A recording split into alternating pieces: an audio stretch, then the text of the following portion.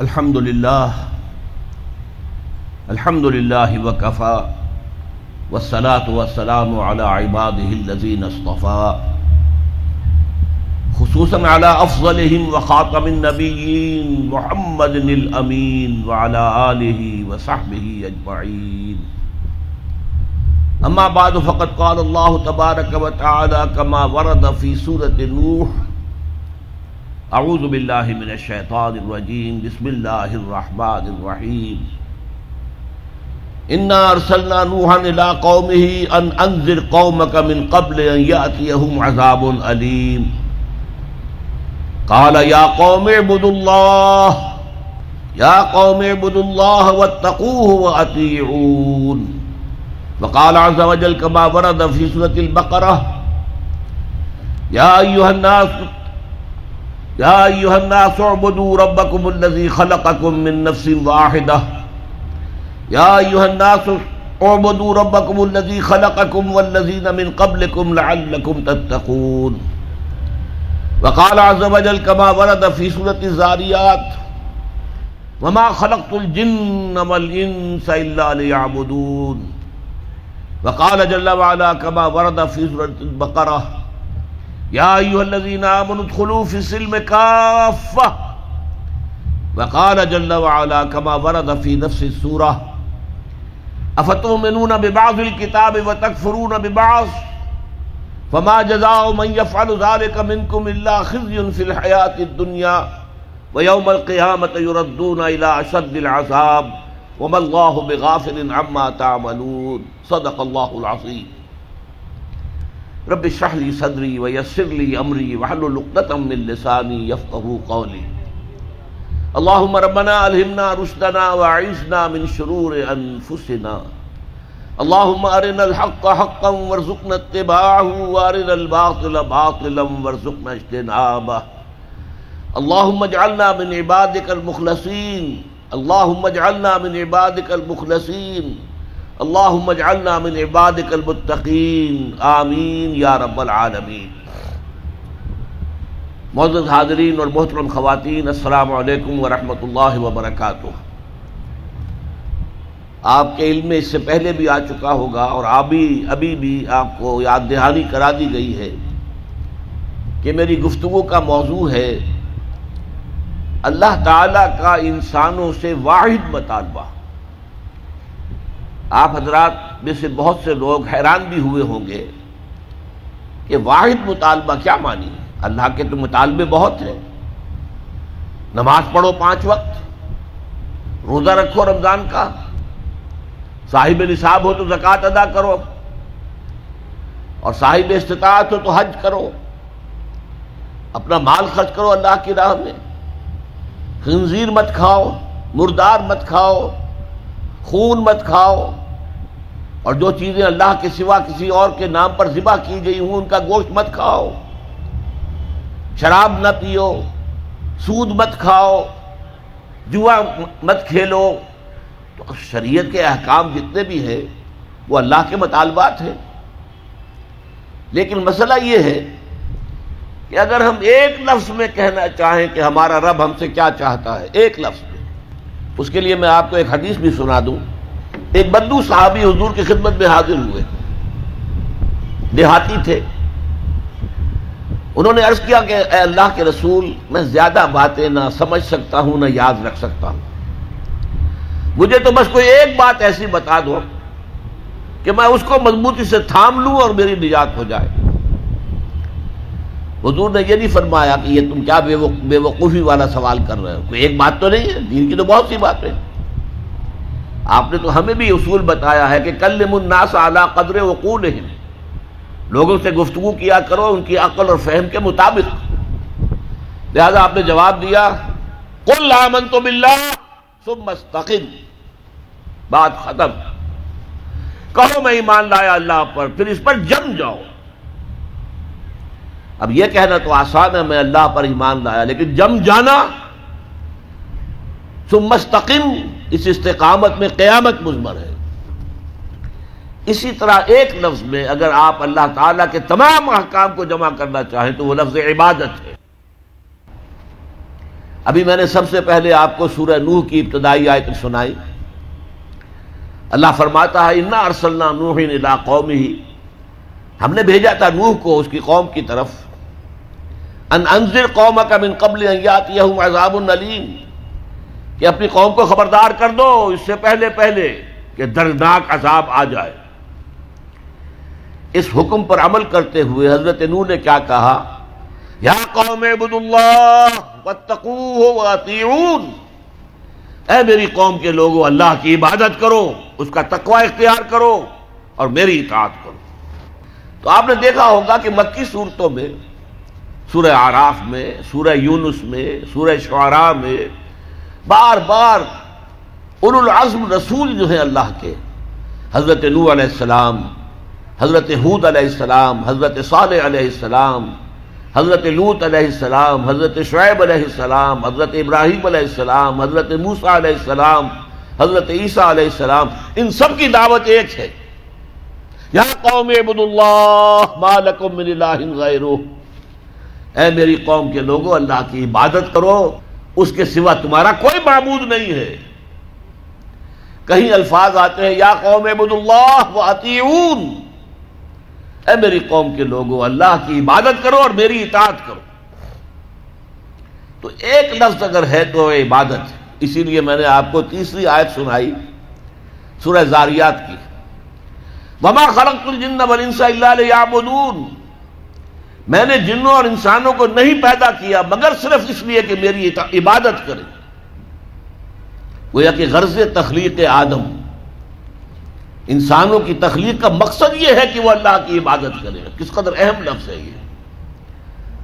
اسی کے لیے اس کی ترجمانی کرتے ہوئے کہا تھا شیخ سعدی رحمۃ اللہ علیہ نے، زندگی آمد برائے بندگی، زندگی بے بندگی شرمندگی. یہ میں آپ کو بتاؤں گا کہ عبادت کا سب سے بڑا حصہ جو ہے بندگی ہے، غلامی ہے، اطاعت ہے. تو انسان کا مقصد تخلیق عبادت ہے. البتہ اس میں جو بات سمجھنے کی ہے وہ یہ ہے، عبادت ہمہ تن، ہمہ وقت، ہمہ وجوہ درکار ہے. اللہ کی بندگی، اللہ کی غلامی، اللہ کی عبادت، اس کا تقاضا کیا ہے؟ ہر وقت، ہر آن، ہر لحظہ، ہر معاملے میں اللہ کا حکم مانا جائے. اس لیے کہ عبد کہتے تھے غلام کو. آج کل غلامی کا وہ تصور دنیا میں کہیں نہیں ہے. غلام اپنے آقا کی ملکیت ہوتا تھا. غلام کو جب چاہے آقا قتل کر دیتا تھا، اس پر کوئی مقدمہ نہیں تھا، نہ 302 کا، نہ 303 کا، نہ 304 کا، کوئی مقدمہ نہیں. بالکل ایسے جیسے آپ کی بکری ہو، آپ اس کو ذبح کریں، گوشت کھائیں، بانٹیں اپنے دوستوں میں، تو کوئی آپ سے پوچھ سکتا ہے بکری کیوں ذبح کی؟ اسی طرح آقا جو ہے اپنے غلام کو اگر ذبح کرتا تھا تو کوئی اس سے نہیں پوچھتا تھا تم نے کیوں کیا، اس لیے کہ میرا غلام ہے، میرا غلام تھا، میں نے اس کو ذبح کر دیا. اچھا، آج ہمارے ذہن میں سب سے بڑا نقشہ آتا ہے ملازم کا، کہ ملازم جو ہے، جس نے ملازم رکھا ہے، امپلائر اور امپلائی ریلیشن شپ کیا ہے. زیادہ سے زیادہ وہی ہمارے سامنے آتا ہے. لیکن اس میں آپ نوٹ کریں گے کہ ملازم ہمہ وقت نہیں ہوتا، اس کی ملازمت کا وقت مقرر ہے. پہرہ دار ہے، 12 گھنٹے پہرہ دے گا رات کو، اس کے بعد جا کے سوئے گا. اگر وہ کھانا پکانے والا ہے، کھانا پکائے گا، کوئی اور کام آپ نہیں کہہ سکتے. آپ کہیں جا کے میرا ٹوائلٹ صاف کراؤ، وہ صاف کہہ دے گا جناب میں آپ کا خانسامہ ہوں، میں آپ کا کھانا پکانے کے لیے ملازم ہوا ہوں، ٹوائلٹ صاف کرنے کے لیے تو نہیں ہوا. یہ ملازم جو ہے یہ ہمہ وقت نہیں ہے، یہ ہمہ جہت نہیں ہے، ہمہ تن نہیں ہے. لیکن غلام جو ہوتا تھا، غلام کسی وقت بھی انکار نہیں کر سکتا. رات کو 12-1 بجے آقا حکم دے وہ اس کو پورا کرنا ہوگا، جو حکم دے پورا کرنا ہوگا. لہذا اس غلامی کا تصور کیجئے. عبد سے بنا عبادت. جیسے بندہ، فارسی میں عبد کا لفظ کیا ہے؟ بندہ. بندہ و آقا، تمیز بندہ و آقا فساد آدمیت ہے. لیکن وہ بندہ جو ہے جس سے بندگی بنا ہے، تو میں نے ابھی آپ کو شعر سنا دیا، زندگی آمد برائے بندگی، زندگی بے بندگی شرمندگی۔ تمہیں تو پیدا ہی کیا گیا اس لیے کہ ہماری عبادت کرو، تمہارا مقصد تخلیق یہ ہے کہ ہماری عبادت کرو۔ تو یہ عبادت ہے ہمہ تن، ہمہ وقت، ہمہ وجوہ، اللہ کی اطاعت، اللہ کی غلامی، اللہ کی بندگی۔ بدقسمتی سے ہمارے ہاں تصور، ہمارا جب زوال شروع ہوا ہے تو یہ کوئی 2-4 صدی کی بات نہیں ہے، 1000 سال سے ہمارا زوال زوال زوال زوال زوال چلا آ رہا ہے۔ اس زوال میں ہمارے مفہوم بدل گئے ہیں، ہمارے معنی بدل گئے، الفاظ کے، اصطلاحات کا مفہوم تبدیل ہو گیا ہے۔ اب ہم کیا سمجھتے ہیں؟ عبادت ہے نماز، روزہ، حج و زکوٰۃ، بس یہ عبادت ہے، اور عبادت کسے کہتے ہیں؟ بہت غلط بات ہے۔ سوچئے، اگر عبادت یہی ہے نماز روزہ، تو کیا ہم 24 گھنٹے نماز پڑھتے ہیں؟ اللہ نے کہا میں نے پیدا ہی کیا عبادت کے لیے، تو کیا 24 گھنٹے روزہ رکھتے ہیں؟ کیا 12 مہینے روزہ رکھتے ہیں؟ کیا ہر وقت 24 گھنٹے نماز پڑھتے ہیں؟ نہیں۔ یہ نماز، روزہ، زکوٰۃ، حج، یہ عبادات تو ہیں، وہ اصل عبادت ہے بندگی، اطاعت، غلامی، جو ہمہ وقت ہے، ہول ٹائم، ہمہ جہد، ہمہ وجوہ، اللہ کی اطاعت۔ البتہ اس میں ایک چیز کا اضافہ کیجئے، اطاعت مجبوراً بھی ہوتی ہے۔ آج سے 60 سال پہلے انگریز حکمران تھا ہم پر، ہمیں اس کی اطاعت کرنی پڑتی تھی، لیکن ہمیں انگریز سے محبت تو نہیں تھی نا۔ اسی طرح بنی اسرائیل غلام تھے آل فرعون کے، حکم تو مانتے تھے، بیگار میں پکڑے جاتے تھے، کام کرتے تھے، جانے بھی دیتے تھے، لیکن وہ فرعون سے محبت تو نہیں کرتے تھے نا۔ لہذا عبادت جب اللہ کی ہوگی، وہ صرف اطاعت نہیں ہوگی بلکہ محبت کے ساتھ ہوگی۔ اطاعت کی جائے ہمہ وقت، ہمہ تن، ہمہ وجوہ، لیکن انتہائی درجے میں اللہ سے محبت کے ساتھ۔ یہی وجہ ہے کہ 2 بڑی عظیم شخصیتیں، امام ابن تیمیہ اور حافظ ابن قیم رحمۃ اللہ علیہما، ان دونوں نے جو ڈیفینیشن کی ہے، ہاؤ ٹو ڈیفائن عبادت ہے کیا، تو حافظ ابن قیم کہتے ہیں العبادت تجمع اصلین، 2 چیزوں کو جمع کرنے سے عبادت بنتی ہے، غایت الحب وغایت الذل والخضوع، حد درجے میں اللہ سے محبت کرنا اور حد درجے میں اس کے سامنے جھک جانا، بچ جانا، جو حکم دے، جو فرمان ہو حاضر، یہ ہے عبادت۔ البتہ یہ ہے، نوٹ کیجئے، عبادت کا چونکہ جسم ہے وہ ہے اطاعت۔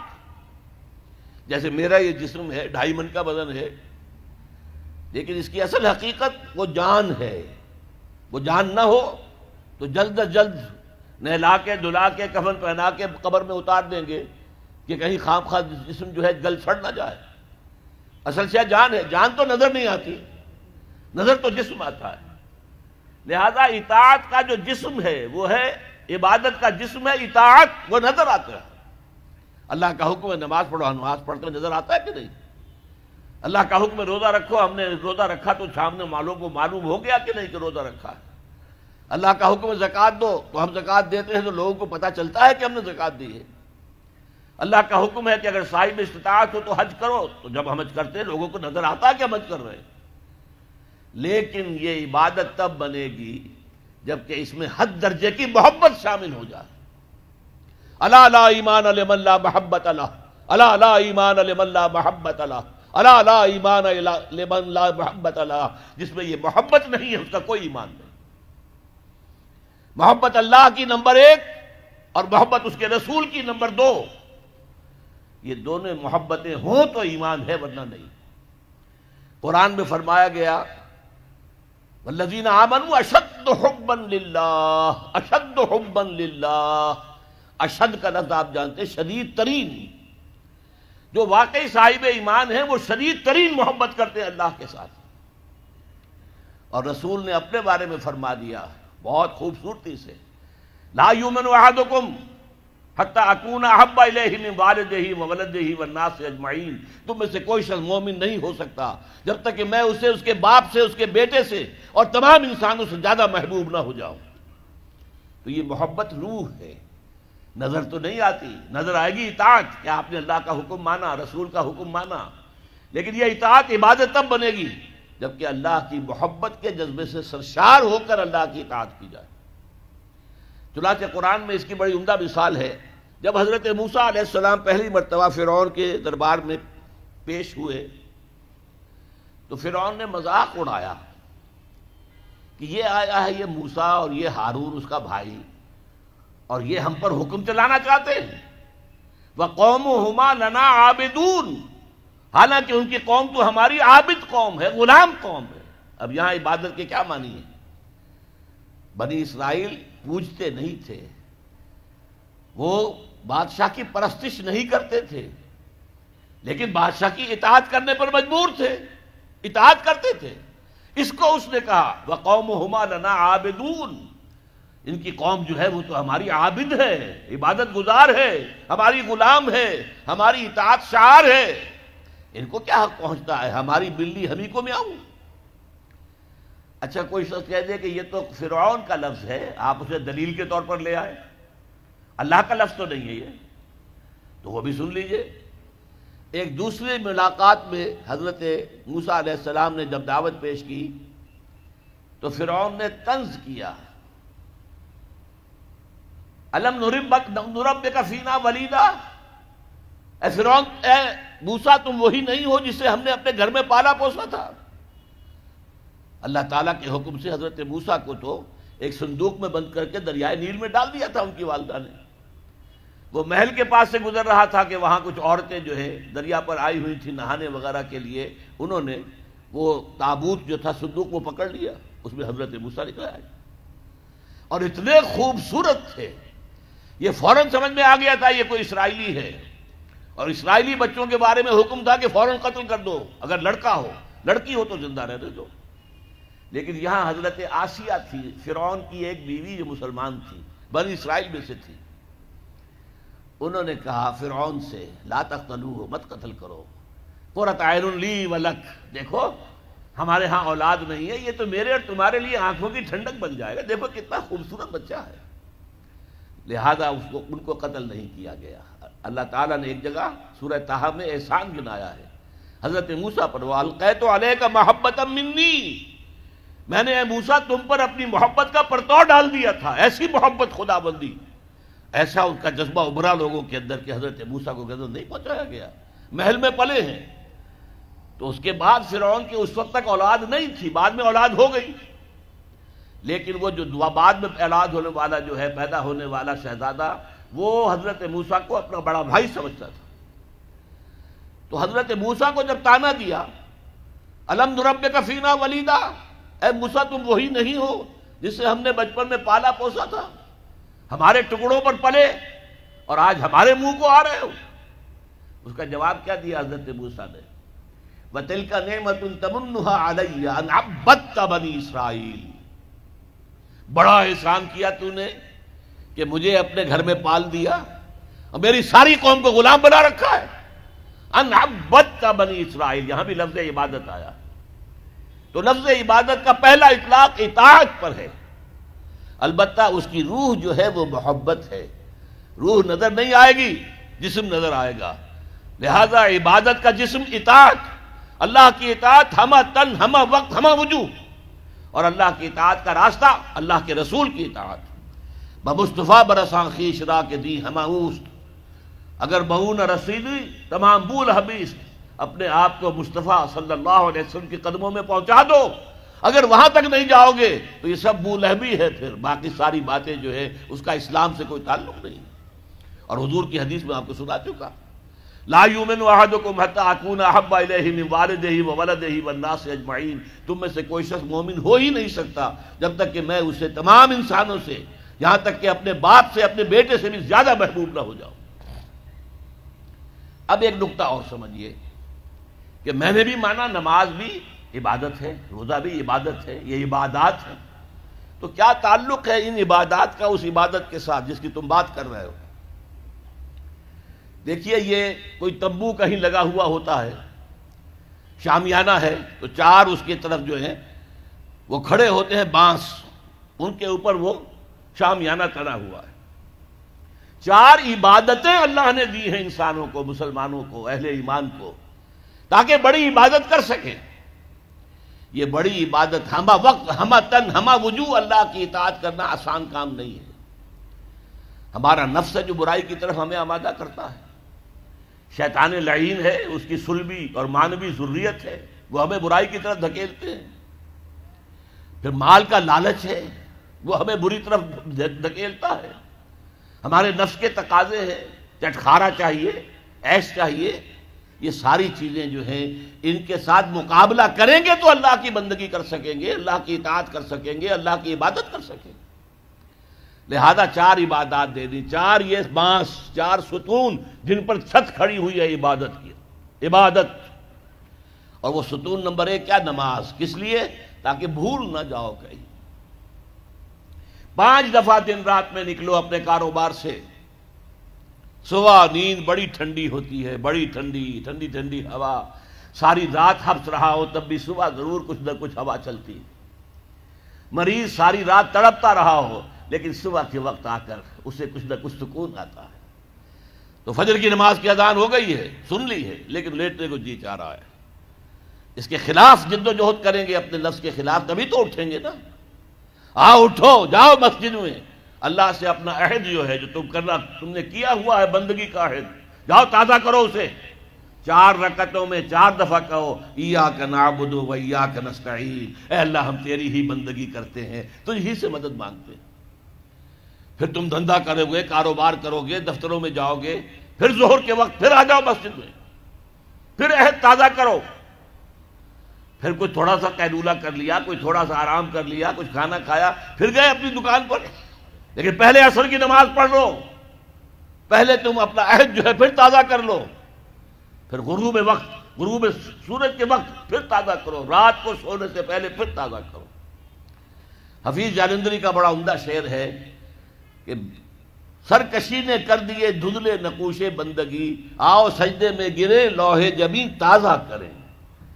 یہ ہماری یہ سلیٹ ہے، لوح تختی ہے، اس پر لکھا ہوا کہ ہم اللہ کے بندے ہیں، لیکن سرکشی جو اندر سے آ رہی ہے نفس کی، اس نے اس لوح کے اوپر جو لکھا ہوا ہے ہم اللہ کے بندے ہیں، اسے دھندلا کر دیا ہے۔ آؤ سجدے میں گریں، زمین پر اپنی اس پیشانی کو رگڑیں تاکہ وہ جو نقش ہے بندگی کا وہ تازہ ہو جائے۔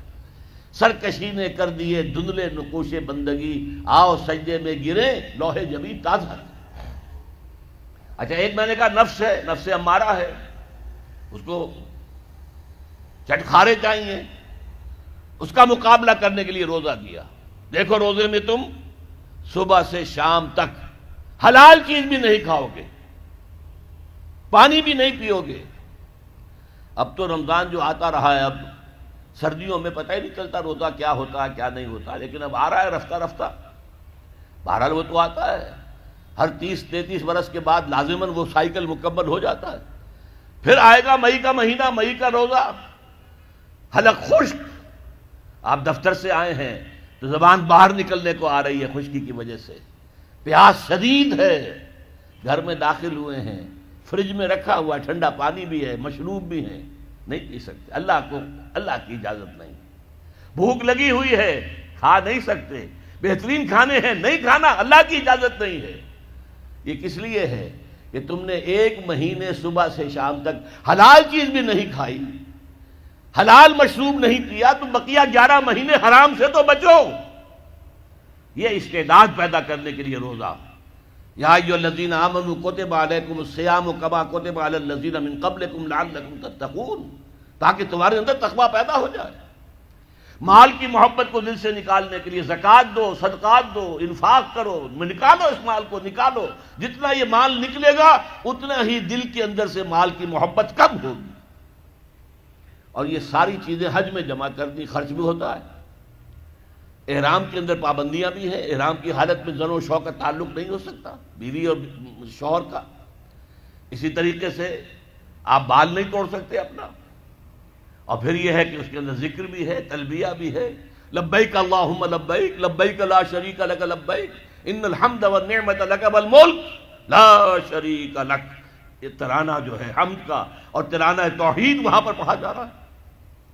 تو کیا مطلب بات سمجھ میں آئی یہ 4 عبادات اس لیے دی ہے کہ وہ بڑی عبادت ہم کر سکے، کہ ہم سے کہیں اللہ کے کسی حکم کے خلاف کوئی حرکت سرزد نہ ہو جائے، ہر وقت ہمہ تن ہمہ وقت ہمہ وجوہ اللہ کی بندگی، اللہ کی اطاعت۔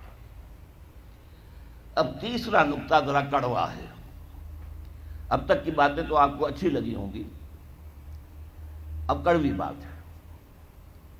یہ اطاعت اللہ کو مطلوب ہے کلی اطاعت، جسے آپ کہتے ہیں نا پیکج ڈیل۔ بھائی یہ معاملہ اس طرح نہیں ہوگا، یہ پیکج ہے، ٹیک اٹ اور لیو اٹ۔ اللہ کہتا ہے یا میری اطاعت کرو تو ہمہ تن کرو، ہمہ وقت کرو، یہ نہیں کہ کچھ میری اطاعت کر لی، کچھ نفس کی اطاعت کر لی، کچھ کسی اور کی اپنی برادری کے رواج کی اطاعت کر لی، نہیں۔ یہ 20%، 30%، 33%، 50%، یہ اطاعت مجھے قبول نہیں ہے۔ میرے ہاں تو قبول ہوگی ہمہ تن ہمہ وقت ہمہ وجوہ، کامل اطاعت۔ اگر تم نے روش یہ اختیار کر لی کہ کچھ حکم مانے کچھ نہیں مانے، یہ بڑی تلخ آیت ہے میرے نزدیک قرآن مجید میں مسلمانوں سے خطاب کر کے اس سے زیادہ سخت کوئی آیت نہیں آئی۔ افتؤمنون ببعض الکتاب وتکفرون ببعض، کیا تم ہماری کتاب شریعت کے بعض حصے کو مانتے اور بعض کو نہیں مانتے؟ نماز کا حکم کس نے دیا؟ میں نے۔ نماز تم پڑھتے ہو۔ سود کی حرمت کا حکم کس کا ہے؟ میرا ہے، اور اسے تم چھوڑنے کو تیار نہیں ہو۔ کیا یہ میرا حکم نہیں؟ اگر میرا حکم نہیں مانا تو نماز کاہے کے لیے آتے ہو پڑھنے کے لیے؟ تمہاری نماز تمہارے منہ پر دے کر ماری جائے گی، تمہارا حج تمہارے منہ پر دے کر مارا جائے گا اگر حرام کی کمائی سے تم نے حج کیا ہے۔ مال حلال سے حج ہو وہ حج مبرور ہوتا ہے۔ حج مبرور وہ ہے جو اللہ کے ہاں حج قبول ہو جائے۔ آپ کی دعائیں کیوں نہیں قبول ہوتی؟ یاد کیجئے 1971 بہت سے لوگوں کو یاد ہوگا جب مشرقی پاکستان میں جنگ ہو رہی تھی تو کتنی دعائیں قنوت نازلہ مسجدوں میں پڑھی گئی ہیں، اے اللہ مدد کر، اے اللہ ان کافروں کو تہس نہس کر دے، اللہم شتت شملہم، اللہم مزق جمعہم، اللہم دبر دیارہم۔ لیکن اللہ نے ایک نہیں سنی، سنی نہیں سنی۔ تمہارا منہ ہی نہیں ہے مجھ سے بات کرنے کا۔ تم نے میرا دین قائم کیا ہے، تم میرے احکام پر چلتے ہو؟ اگر نہیں تو تمہارا کیا حق ہے کہ تم مجھ سے دعا مانگو؟ قل یا اہل الکتاب لستم علی شیء حتی تقیموا التوراۃ والانجیل وما انزل الیکم من ربکم۔ اے نبی کہہ دیجئے، اے یہودیوں، اے نصرانیوں، یا اہل کتاب، تمہاری پوزیشن ہی نہیں ہے ہماری نگاہوں میں جب تک کہ تم تورات کو نافذ نہ کرو، انجیل کو نافذ نہ کرو، اور بھی جو کچھ ہم نے نازل کیا اس سب کو نافذ نہ کرو، اس وقت تک تمہاری کوئی حیثیت ہی نہیں ہے۔ You have no ground under your feet، تمہارے پاؤں تلے زمین ہی نہیں ہے۔ کیا دعائیں کرتے ہو ہم سے؟ کس منہ سے دعا کرتے ہو؟ اب اسی لفظ کو ذرا سا بدل کر پڑھ لیجئے۔ اللہ کا قانون تو بدلتا نہیں ہے کہ اہل کتاب کے لیے قانون کچھ اور ہو اور امت مسلمہ کے لیے کچھ اور ہو، نہیں۔ پڑھیے ذرا سا لفظ بدلیے، قل یا اہل القرآن لستم علی شیء حتی تقیموا القرآن وما انزل الیکم من ربکم۔ اے نبی کہہ دیجئے، اے قرآن والو، تمہاری کوئی حیثیت نہیں، کوئی حقیقت نہیں، ہماری نگاہوں میں کوئی وقت تمہاری نہیں جب تک کہ تم قرآن کو قائم نہیں کرتے۔ اور جو کچھ ہم نے نازل کیا، یعنی حضور پر وحی جلی کی علاوہ وحی خفی بھی نازل ہوتی تھی جو احادیث کی شکل میں ہمارے پاس ہے۔ تو قرآن بھی ہم نے نازل کیا، قرآن نازل کیا، اس کو نافذ کرو، اور سنت رسول بھی ہم نے نازل کی ہے، اس کو بھی اطاعت کرو، اس کو مانو، اس کی پیروی کرو۔ اچھا اگر یہ نہیں کرو گے اس کی سزا کیا ہے؟ افتؤمنون ببعض الکتاب وتکفرون ببعض، کیا تم ہماری شریعت اور کتاب کے ایک حصے کو مانتے اور ایک کو نہیں مانتے؟ ایک حکم سر آنکھوں پر، ایک حکم پاؤں تلے رون دیتے ہو۔ فما جزاء من یفعل ذلک منکم، تو کوئی سزا نہیں ہے ان کی جو یہ حرکت کریں گے تم میں سے، الا خزی فی الحیات الدنیا، سوائے اس کے کہ دنیا کی زندگی میں ذلیل و خوار کر دیے جاؤ۔ وَيَوْمَ الْقِيَامَةِ يُرَدُّونَ إِلَىٰ أَشَدِّ الْعَذَابِ، اور قیامت کے دن شدید ترین عذاب میں جھونک دیے جاؤ. وَمَا اللَّهُ بِغَافِلٍ عَمَّا تَعْمَلُونَ، جو کچھ تم کر رہے ہو اس کی حقیقت سے اللہ ناواقف نہیں ہے، بے خبر نہیں ہے. تم آئے ہو حج کرنے، داڑھی لمبی ہے تمہاری، اللہ کو معلوم ہے حرام کی کمائی سے حج کرنے آئے ہو، حرام کی کمائی سے عمرہ کرنے آئے ہو. تم نے مسجد تو بڑی شاندار بنوا دی، تمہارا کاروبار تو حرام کا ہے، سٹے اور جوئے کے اوپر کاروبار کر رہے ہو، بینک سے سودی قرضہ لے کر کاروبار کر رہے ہو، تو مسجد بنانے کا کیا تمہیں ثواب ملے گا؟ اللہ تعالیٰ کو تو نفقات جو ہیں، صدقات و نفقات صرف وہ قبول ہیں جو پاک اور حلال کمائی سے ہو. حرام کی کمائی سے تم نے کچھ بھی لٹا دیا ہو، اللہ کو ایک ڈھیلے کی اس کی قوت نہیں. اب اس میں دو سزائیں بیان کی گئی. فما جزاء من يفعل ذلك منكم الا خزي في الحیات الدنیا، تم میں سے جو کوئی بھی یہ حرکت کرے گا کہ دین کے ایک حصے پر عمل ایک پر نہیں، اس کی سزا اس کے سوا کچھ نہیں ہے کہ دنیا کی زندگی میں ذلیل و خوار کر دیے جائے. یہ تو نقد ہے جو دنیا میں ملتا ہے، اور آخرت میں جو سزا ملے گی وہ یوم القیامت یردون الی اشد العذاب، اور قیامت کے دن شدید ترین عذاب میں جھونک دیے جاؤ گے. اب آپ دیکھیے پہلا عذاب تو ہماری نگاہوں کے سامنے ہے، ہمارے ماتھے پر لکھا ہوا ہے. آج ہم بعض لوگوں کے نزدیک 150 کروڑ انسان ہیں مسلمان، ہر چوتھا انسان مسلمان ہے. کم سے کم 125 کروڑ تو ہے ہی ہے، گویا کہ ہر 5واں انسان مسلمان ہے. کتنا بڑا علاقہ ہمارے قدموں تلے ہے. جائیے ادھر انڈونیشیا کے دور درازوں سے چلیے، جو جزیرے ہیں ان سے، اور چلے جائیے موریتانیہ تک، سالڈ علاقہ ہے مسلمانوں کا. بیچ میں آپ سوچیں گے ہندوستان بھی تو آ گیا، وہ مسلمانوں کا نہیں. 20 کروڑ مسلمان ہیں ہندوستان کے اندر. آج بھی دنیا میں سب سے بڑی آبادی کسی ملک میں جو ہے وہ ہندوستان میں ہے مسلمانوں کی. اللہ تعالیٰ نے ہر طرح کی نعمت دی ہے، ہر طرح کی معدنیات ہمارے پاس، ہر طرح کی نباتات. سب سے بڑھ کر آج کی دنیا کی قیمتی ترین شے تیل کا سب سے بڑا ذخیرہ یا ذخیرے مسلمانوں کے قدموں تلے ہیں. اس سب کے باوجود کیا مسلمانوں کی عزت ہے کوئی دنیا میں؟ کوئی حیثیت ہے؟ بین الاقوامی مسائل میں کوئی آپ سے مشورہ کرتا ہے؟ کسنمی پرسد کے بھیا کیستی تم ہو کون؟ تمہیں کون پوچھے گا؟ ہم تو G7 بیٹھیں گے، G8 آ جائیں گے، G13 آ جائیں گے، G15 ہوں گے، اور کوئی مسلمان ملک نہ G7 میں، نہ G15 میں، نہ 3 میں، نہ 13 میں، کہیں نہیں. اور اب جو توسیع کرنے جا رہے ہیں سیکیورٹی کونسل کے اندر، نئی سیٹ کس کو ملے گی؟ سعودی عرب نے حال ہی میں کہا یہ مسلمانوں کا حصہ ہے. کیسے حصہ ہے مسلمانوں کا؟ تمہاری عزت، تمہارا دھیلے کی عزت ہے دنیا میں کہیں؟ تم تو اپنے معاملات نہیں سنبھال سکتے، تم نے دنیا کا معاملہ کیا درست کرنا ہے؟ تم تو ہمارے ہاتھ بکے ہوئے ہو. پاکستان ہماری جیب میں پڑا ہوا ہے، سعودی عرب جو ہے وہ تو نہ معلوم کب سے ہماری جیب میں ہے. تمہاری حیثیت کیا ہے؟ تم ہو کون؟ وہ ملے گی سیٹ اگر تو بھارت کو ملے گی، پاکستان کو ملنے کا کوئی سوال نہیں. تو یہ عزت کیوں آ گئی؟ کیوں نہ رہی ہماری؟ یہ ذلت کیوں آ گئی؟ فرمایا خزی فی الحیات الدنیا، دنیا کی زندگی میں رسوائی، بے عزتی. ایک تو سزا یہ ہے جو آج ہم پر ہے. آج دیکھیے دنیا میں جہاں خون بہتا ہے مسلمان کا، 50 سال سے زیادہ ہو گئے ہیں کہ فلسطین میں مسلمانوں کا خون بہ رہا ہے. کتنے سال ہو چکے؟ 30 سال کے قریب ہونے کو آئے کہ کشمیر میں خون بہ رہا ہے. روزانہ آپ کے اخبار میں لکھا ہوتا ہے آج 8 اور شہید ہو گئے، آج 15 اور شہید ہو گئے، آج 10 اور شہید ہو گئے.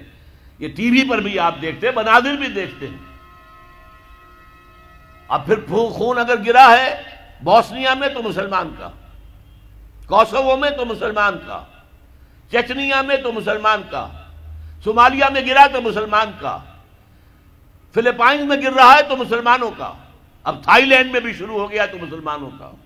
جہاں دیکھو وہ جو کبھی کہا تھا کسی نے، ہو گیا مانند آب ارزاں مسلمان کا لہو، پانی کی طرح یہ سستا ہو گیا مسلمان کا لہو، ساری دنیا میں مسلمانوں کا خون بہ رہا ہے۔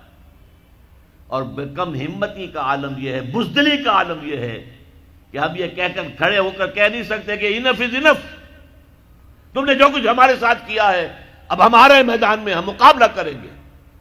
اس طرح بکریوں کی طرح بھیڑوں کی طرح مارے نہیں کھائیں گے۔ ہے کسی ملک میں یہ طاقت کہ یہ کہہ دے؟ ہاں بیچارے کچھ جانے وہ اپنی جان دے کر اپنا سوسائڈ بمبنگ سے اپنے آپ کو اڑا کے 8-10 کو اور اڑا لیتے، بس اور کیا۔ لیکن وہاں تو بمبارڈمنٹس ہوتی تھی۔ اسرائیل میں جو کچھ ہوا ہے، فلسطین میں بلڈوزر آ رہے ہیں، محلے کے محلے سب گھر جو ہیں وہ مسمار۔ ایک امریکہ کی عورت آئی ہوئی تھی صحافیہ، وہ کہیں بیٹھ گئی بلڈوزر کے سامنے کہ نہیں گرانے دوں گی میں یہ مکان، اس کو بھی کچل کے رکھ دیا۔ یہ حال تو دنیا میں تو جو ایک بے عزتی والا عذاب ہے، فما جزاء من یفعل ذلک منکم الا خزی فی الحیات الدنیا، دنیا کی زندگی میں رسوائی، بے عزتی۔ اب یوم القیامہ جو ہے مستحق تو ہم اسی کے ہو چکے ہیں کہ شدید ترین عذاب میں جھونک دیے جائیں۔ وَيَوْمَ الْقِيَامَةِ يُرَدُّونَ إِلَىٰ أَشَدِّ الْعَذَابِ، لیکن اللہ کی رحمت، اس سے امید ہے بخش دے ہمیں۔ اللہ کی رحمت جو ہے ہمیں اپنے سائے میں لے لے تو بات دوسری ہے، ورنہ مستحق تو ہم اس کے ہو چکے ہیں۔ کیوں؟ تم مسلمان کہلاتے ہو، اور ذرا سنیے، تم نے پاکستان بنایا اسلام کے نام پر، کہاں ہے وہ اسلام؟ میرا حکم ہے کہ چور کا ہاتھ کاٹو، تم کاٹتے ہو۔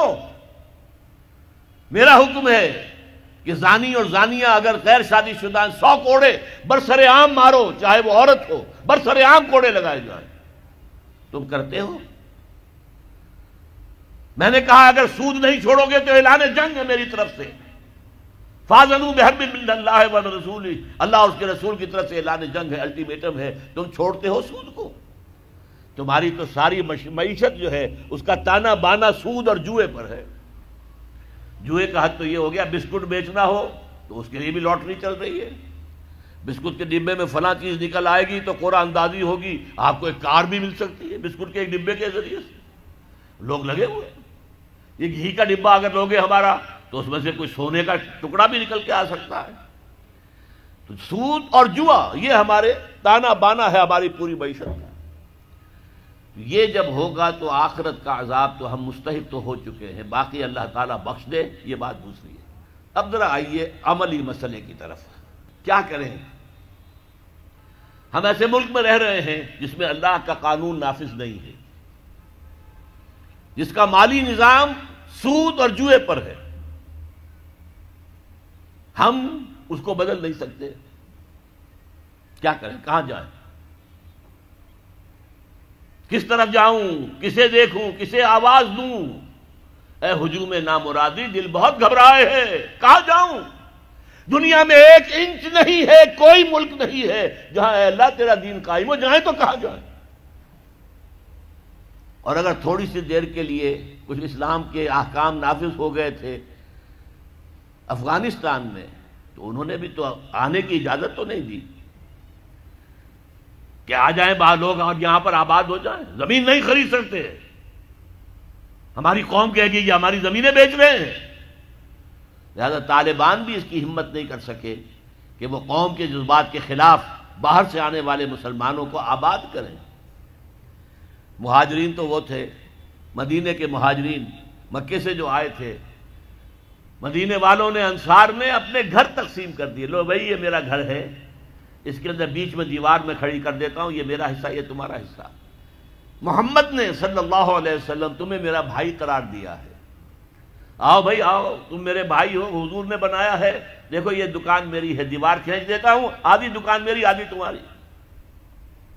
یہاں تک کہ ایک انصاری صحابی اپنے مہاجر صحابی بھائی کو اپنے گھر لے گئے، پردہ ابھی تک تھا ہی نہیں، نہ آکام پردے کے آئے تھے، گھر میں لے گئے، 2 بیویاں تھیں، دیکھو بھائی یہ ان میں سے جو تمہیں پسند ہو میں اسے طلاق دے دوں گا، تم شادی کر لو۔ میں یہ گوارا نہیں کر سکتا کہ جسے محمد رسول اللہ صلی اللہ علیہ وسلم نے میرا بھائی قرار دیا ہے کہ میرے گھر میں تو 2 بیویاں ہوں اور اس کے گھر میں کوئی بیوی نہ ہو۔ اس کا گھر آباد نہ ہو. تو وہ معاملہ تو اور تھا. اب کہاں جائیں ہم؟ سعودی عرب تو گھسنے کا نام نہیں لینے دیتا. عمرے کا ویزا ہے تو چلے جاؤ، دفاع ہو جاؤ، نکل جاؤ، ورنہ پھر پکڑ دھکڑ شروع ہو جائے گی. شرطے آپ کو پکڑیں گے جیل میں ٹھوس دیں گے. بس عمرہ کرو اور جاؤ. یہاں آباد ہونے کا کوئی سوال نہیں، قتل کوئی سوال نہیں. لہذا کیا کریں اب؟ یہ سوچنے کی بات ہے. دیکھیے ہماری بندگی جزوی ہے. نمازیں ہم پڑھ رہے ہیں، روزے ہم رکھ رہے ہیں، مسجدیں عالی شان بنائی ہیں، مدرسے بھی بہت بڑے بڑے بن گئے ہیں، واقعتاً اس میں کوئی شک نہیں. لیکن سوال یہ ہے کہ اوپر جو چھت ہے وہ تو کافرانہ ہے. قانون تو اللہ کا نہیں ہے، کتاب و سنت کے احکام تو نافذ نہیں ہے. ہاں نماز ہے، روزہ ہے، حج ہے، زکوٰۃ ہے. تو نماز اور روزہ تو ہندوستان میں بھی ہو رہا ہے. وہ تو چند ایک مسجدیں ہیں جنہیں وہ تاریخی اعتبار سے کہتے ہیں کہ یہ ہمارے مندر ہوتے تھے جنہیں مسجد بنایا گیا، ورنہ وہاں پر ہزاروں لاکھوں مسجدیں ہیں، آباد ہیں، لوگ نمازیں پڑھتے ہیں. کوئی روکتا ہے انہیں؟ ہم نے یہ ملک بنایا تھا کہ یہاں اسلام کا نظام قائم کریں گے. نماز تو آپ امریکہ میں جا کر پڑھیے، امریکہ کو کوئی اعتراض ہی نہیں. You have come here, you have purchased synagogues and churches and you have turned them into mosques. ہم نے کوئی اعتراض نہیں کیا. تم نے چرچ خریدے، تم نے سینیگوگز خرید لیے جو یہودیوں کی عبادت گاہیں ہوتی ہیں، اور انہیں مسجد بنا لیا. ہم نے کوئی اعتراض نہیں کیا. We never objected. لیکن تم کہو کہ اسلام کا نظام ہم قائم کریں گے، نہیں کرنے دیں گے تمہیں کبھی بھی. تم چاہو کہ تم اسلام کا معاشی نظام قائم کرو، کبھی اجازت نہیں دیں گے. تم چاہو کہ اسلام کی معاشرتی اقدار کو تم قائم کرو، کبھی نہیں کرنے دیں گے. یہ ہے اس وقت جو ہمارے ساتھ پیش آ رہا ہے معاملہ. پورا مغرب اس پر اڑا ہوا ہے. اسلامی نظام کہیں نہیں آنے دیں گے. ہاں نمازیں پڑھو، ہمیں کوئی اعتراض نہیں. روزے رکھو، تم روزے 30 کی بجائے 100 رکھو، ہمارا کیا لیتے ہو؟ تمہاری کمزوری ہو جائے گی. ہم تو تمہیں لیبر اسی وقت دیں گے جب پورے 8 گھنٹے کام کرو گے ڈٹ کر. اس میں کوئی رعایت نہیں کریں گے تمہارے ساتھ. بہرحال سوال یہ ہے کہ میں کیا کروں؟ کوئی راستہ ہے؟ دیکھیے کنویں میں، اب آج کل تو وہ کنویں اس طرح کے ہیں نہیں، دیہات میں تو ہے. کنویں میں کتا گر گیا، بلی گر گئی، مردار ہے کنویں کے اندر، کنویں کا پانی حرام ہو گیا، نجس ہو گیا. لیکن آخر کو راستہ تو ہے نا بھائی. اتنا پہلے تو اس کتے کو یا اس بلی کی لاش کو نکال کے باہر پھینکو، اور پھر اتنے ڈول اور نکال کر باہر پھینک دو، پھر وہ پانی صاف ہے. اس کا کیا نام ہے؟ کفارہ. اسی طرح رمضان کا روزہ تھا، آپ سے صبر نہیں کیا گیا، اپنی بیوی سے ہم بستری کر بیٹھے دوپہر کے وقت، روزہ ٹوٹ گیا. اب کیا ہے؟ اس کی گناہ کی کوئی بدل بھی ہے؟ ہاں ہے. 60 روزے رکھو اب متواتر، پے بپے 60 روزے، تب کفارہ ہوگا اس گناہ کا. تم نے فرض روزہ توڑ دیا. ہاں اگر نفلی روزہ تھا تو توڑ دیا تو صرف اس کی قضا دینی ہوگی بس. فرض روزہ اسے توڑ دیا ہے تو اس کے لیے تو 2 مہینے کے 60 روزے پے بپے رکھنے پڑے. تو اب ہم جو کفر کے تحت زندگی گزار رہے ہیں، اور اس اعتبار سے اللہ کی نگاہ میں ہم کافر ہیں. لیکن سوال یہ ہے کہ جائیں تو کہاں جائیں، کریں تو کیا کریں؟ نظام کفر کا ہے. قرآن کہتا ہے وَمَن لَّمْ يَحْكُم بِمَا أَنزَلَ اللَّهُ فَأُولَٰئِكَ هُمُ الْكَافِرُونَ. جو لوگ قرآن کی، اللہ کی اتاری ہوئی شریعت کے مطابق فیصلے نہیں کرتے، وہی تو کافر ہیں. کافر کسے کہتے ہیں؟ اقبال نے کہا نا، بتوں سے تجھ کو امیدیں، خدا سے نو امیدی، مجھے بتا تو صحیح اور کافری کیا ہے؟ تمہاری ساری امیدیں امریکہ کے ساتھ وابستہ ہیں. وہ مسئلہ طے کرا دے، وہ یہ کرا دے، وہ کرا دے، وہ معاملہ ہمارا. وہی تو سب سے بڑا چور وہی ہے، سب سے بڑا ڈاکو وہی ہے، سب سے بڑا اسلام کا مخالف وہی ہے، اور اسی کے پاس ہم جاتے ہیں. قرآن کا فتویٰ تو یہ کہ تم کافر ہو. ہاں انفرادی طور پر تم مسلمان ہو، اجتماعی طور پر قومی سطح پر تم کافر ہو. وَمَن لَّمْ يَحْكُم بِمَا أَنزَلَ اللَّهُ فَأُولَٰئِكَ هُمُ الْكَافِرُونَ. یہ 7واں رکوع ہے سورہ مائدہ کا. اور پھر فرمایا وَمَن لَّمْ يَحْكُم بِمَا أَنزَلَ اللَّهُ فَأُولَٰئِكَ هُمُ الظَّالِمُونَ. جو اللہ کے اتارے ہوئے قانون کے مطابق فیصلے نہیں کرتے وہی تو مشرک ہیں. اللہ کے حکم کو چھوڑ کے کسی اور کے حکم پر فیصلہ کر رہے ہو، اس سے بڑا شرک کیا ہوگا؟ اور تیسری مرتبہ فرمایا وَمَن لَّمْ يَحْكُم بِمَا أَنزَلَ اللَّهُ فَأُولَٰئِكَ هُمُ الْفَاسِقُونَ، وہی تو فاسق ہیں، فاجر ہیں، وہی تو سرکش ہیں، وہی تو باغی ہیں، وہی تو غدار ہیں اللہ کے، جو اللہ کی شریعت کے مطابق فیصلے نہیں کرتے۔ اب ان تین آیتوں کے روح سے سمجھ لیجئے ہم کہاں کھڑے ہیں، کیا کر رہے ہیں۔ دیکھیے میں آپ کو ایک مثال دیتا ہوں۔ ہماری آبادی کا میں سمجھتا ہوں اکثریت تو وہ ہے جو نماز روزے کے لیے پابند نہیں ہے۔ ان چیزوں کا چرچا شہروں میں زیادہ، دیہات میں بہت کم رہ گیا، بہت کم، بہت کم۔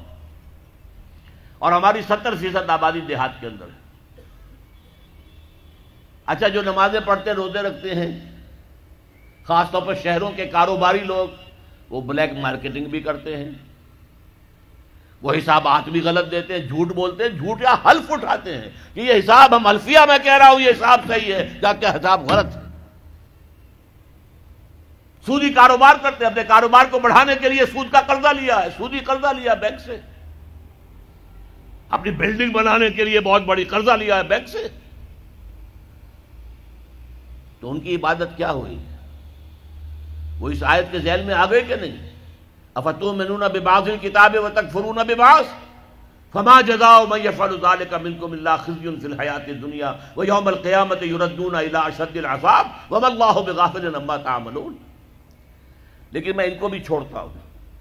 فرض کیجئے ایک شخص ہے، نماز پڑھتا ہے پوری 5 وقتہ مسجد میں، رمضان کے روزے رکھتا ہے، اور بھی اللہ توفیق دیتا ہے، ایام 20 کے روزے رکھ لیتا ہے، یا ہفتے میں 2 روزے رکھتا ہے، سوموار کے اور جمعرات کے وغیرہ، زکوٰۃ دیتا ہے، کاروبار بھی سارے حلال کر رہا ہے، حرام نہیں کر رہا، سود میں بھی براہ راست ملوث نہیں ہے، نہ پیسہ سود پہ اوپر بینک میں رکھ کر سود کھایا، نہ سود پر قرضہ لے کر کوئی اپنا کاروبار بڑھایا، نہ کوئی اپنا کارخانہ لگایا، نہ کوئی اپنے بلڈنگ اونچی بنائی۔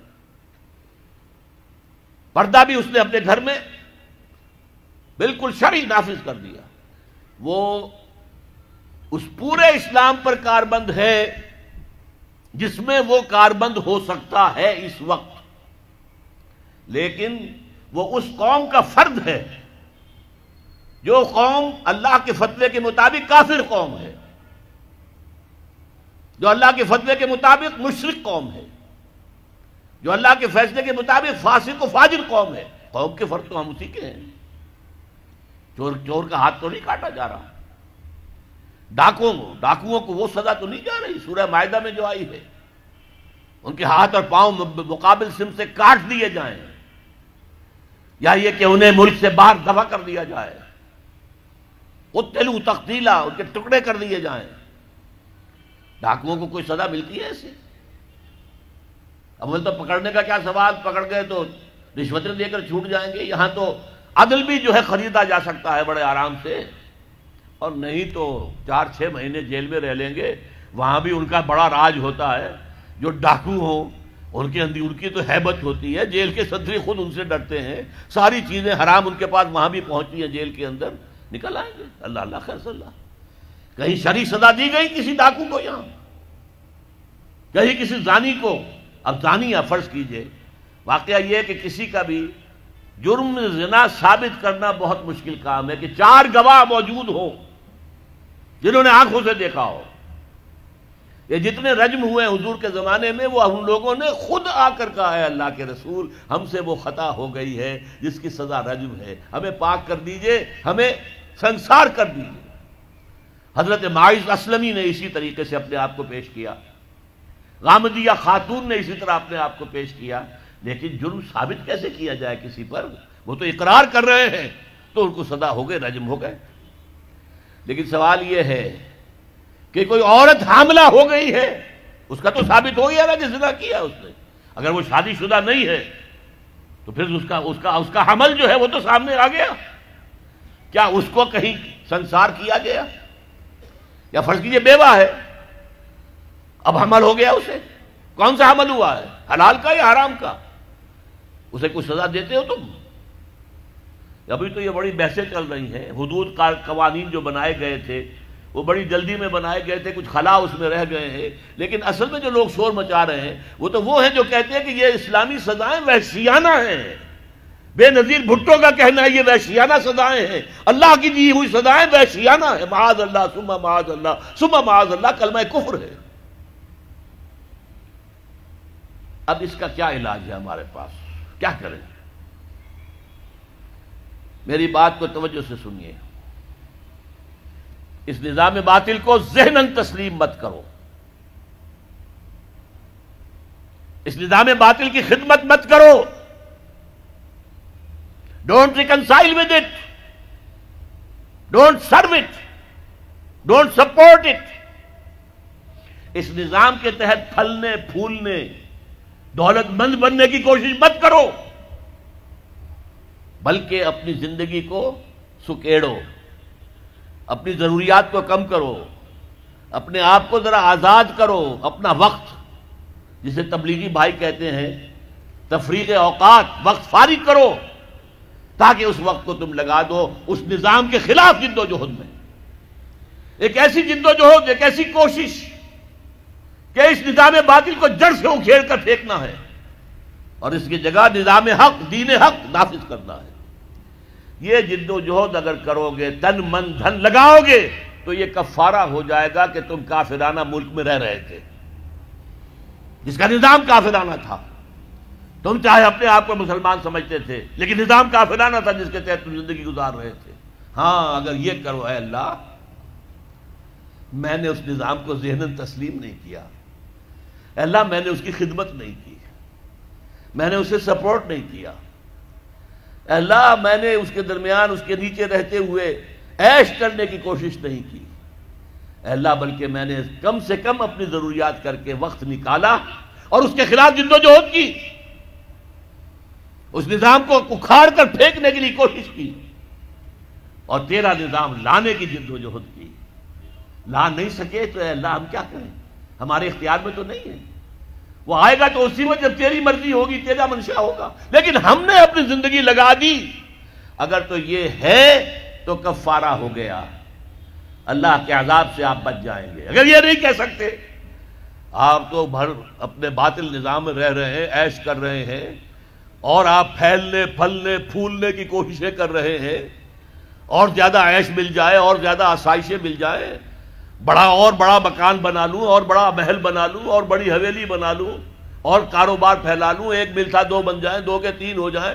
اگر اس چکر میں آپ رہے اس نظام باطل کے تحت تو آپ اسی کے ایبیٹر ہیں، آپ اسی کے مؤید ہیں، آپ اس کے سپورٹر ہیں، اور آپ بھی اتنے ہی بڑے مجرم ہیں جتنا بڑا یہ نظام مجرم۔ یہ ہے وہ بات جو میں نے سمجھی ہے قرآن مجید کے مطالعے سے، حدیث نبوی کے مطالعے سے، سیرت نبوی کے مطالعے سے، کہ اگر ایک شخص باطل نظام کے تحت زندگی گزارنے پر مجبور ہے، مجبور کیوں ہے؟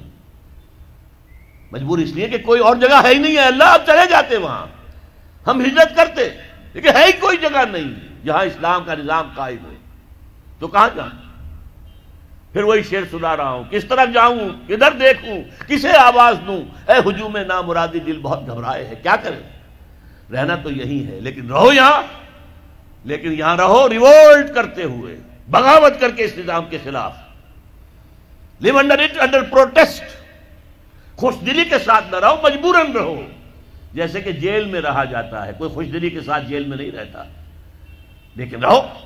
اور حضور نے فرمایا الدنیا سجن المومن و جنت الکافر، یہ دنیا تو مومن کے حق میں جیل خانہ ہے اور باغ ہے کافروں کے لیے، تو جیل خانے میں جیسے رہتے ایسے رہو، تو تمہارے اس گناہ کا کفارہ ہو جائے گا۔ یہ ہے وہ جہاد، جد و جہد جو فرض عین ہے۔ قرآن مجید میں فرمایا ایک ہوتا ہے مسلمان، ایک ہوتا ہے مومن، دونوں میں بڑا فرق ہے۔ دیکھیے مسلمان تو ہم ہو گئے وراثت کے طور پر، ہمارے ماں باپ مسلمان تھے، ہم بھی مسلمان، تو مومن تو ایسے وراثت میں نہیں بنتا آدمی۔ قالت الاعراب آمنا قل لم تؤمنوا ولكن قولوا اسلمنا، سورہ حجرات کی آیت نمبر 14۔ اے نبی یہ بدو جو ہیں یہ دعویٰ کر رہے ہیں کہ ہم ایمان لے آئے، آپ ان سے کہہ دیجئے تم ایمان ہرگز نہیں لائے ہو، ولكن قولوا اسلمنا، یوں کہو کہ ہم اسلام لے آئے ہیں۔ ولما يدخل الايمان في قلوبكم، ابھی تک ایمان تمہارے دلوں میں داخل نہیں ہوا، اچھا اب اگر پوچھیں جی ہم تو چاہتے ہیں کہ ہمیں مومن مانا جائے، بتائیے اس کا کیا تقاضا ہے، کیا ڈیفینیشن ہے؟ فرما دیا گیا اگلی آیت کیا ہے، 15 آیت، انما المؤمنون الذین آمنوا باللہ ورسولہ ثم لم یرتابوا، مومن تو صرف وہ ہیں جو ایمان لائے اللہ پر، اس کے رسول پر، پھر شک میں ہرگز نہیں پڑے، یقین والا ایمان ہو گیا، وجاہدوا باموالہم وانفسہم فی سبیل اللہ، اور پھر انہوں نے جہاد کیا اللہ کی راہ میں اپنے مالوں سے بھی اپنی جانوں سے بھی، اولئک ھم الصادقون، صرف ایسے لوگ سچے ہیں اگر وہ کہیں کہ ہم مومن ہیں۔ جہاد کے بغیر تو ایمان ہے ہی نہیں، جہاد کے بغیر نجات نہیں ہے۔ آپ نظام باطل کے تحت زندگی گزار رہے ہیں، اس کے خلاف جہاد کیجئے، جد و جہد کیجئے، جہاد کے معنی جد و جہد، اس نظام کو بدلنے کی، اسے جڑ سے اکھیڑنے کی۔ چنانچہ سورہ صف میں فرمایا گیا یا ایھا الذین آمنوا، اے اہل ایمان، ایمان کے دعوے دارو، هل ادلکم علی تجارۃ تنجیکم من عذاب علیم، کیا میں تمہاری رہنمائی کروں اس تجارت کی طرف جو تمہیں دردناک عذاب سے چھٹکارا دلا دے؟ نوٹ کیجئے سوال کیا ہے، اگر جہنم سے بچنا چاہتے ہو تو ایک تجارت کرنی ہوگی۔ اب وہ تجارت کیا ہے وہ بھی خود ہی فرما دی، تؤمنون باللہ ورسولہ، وہی بات جو سورہ حجرات کی آیت میں ہے، ایمان پختہ رکھو اللہ پر، اس کے رسول پر، وتجاہدون فی سبیل اللہ باموالکم وانفسکم، اور جہاد کرو اللہ کی راہ میں اپنی جانوں اور مالوں کے ساتھ، ذالکم خیر لکم ان کنتم تعلمون، یہی تمہارے حق میں بہتر ہے اگر تم علم رکھتے ہو۔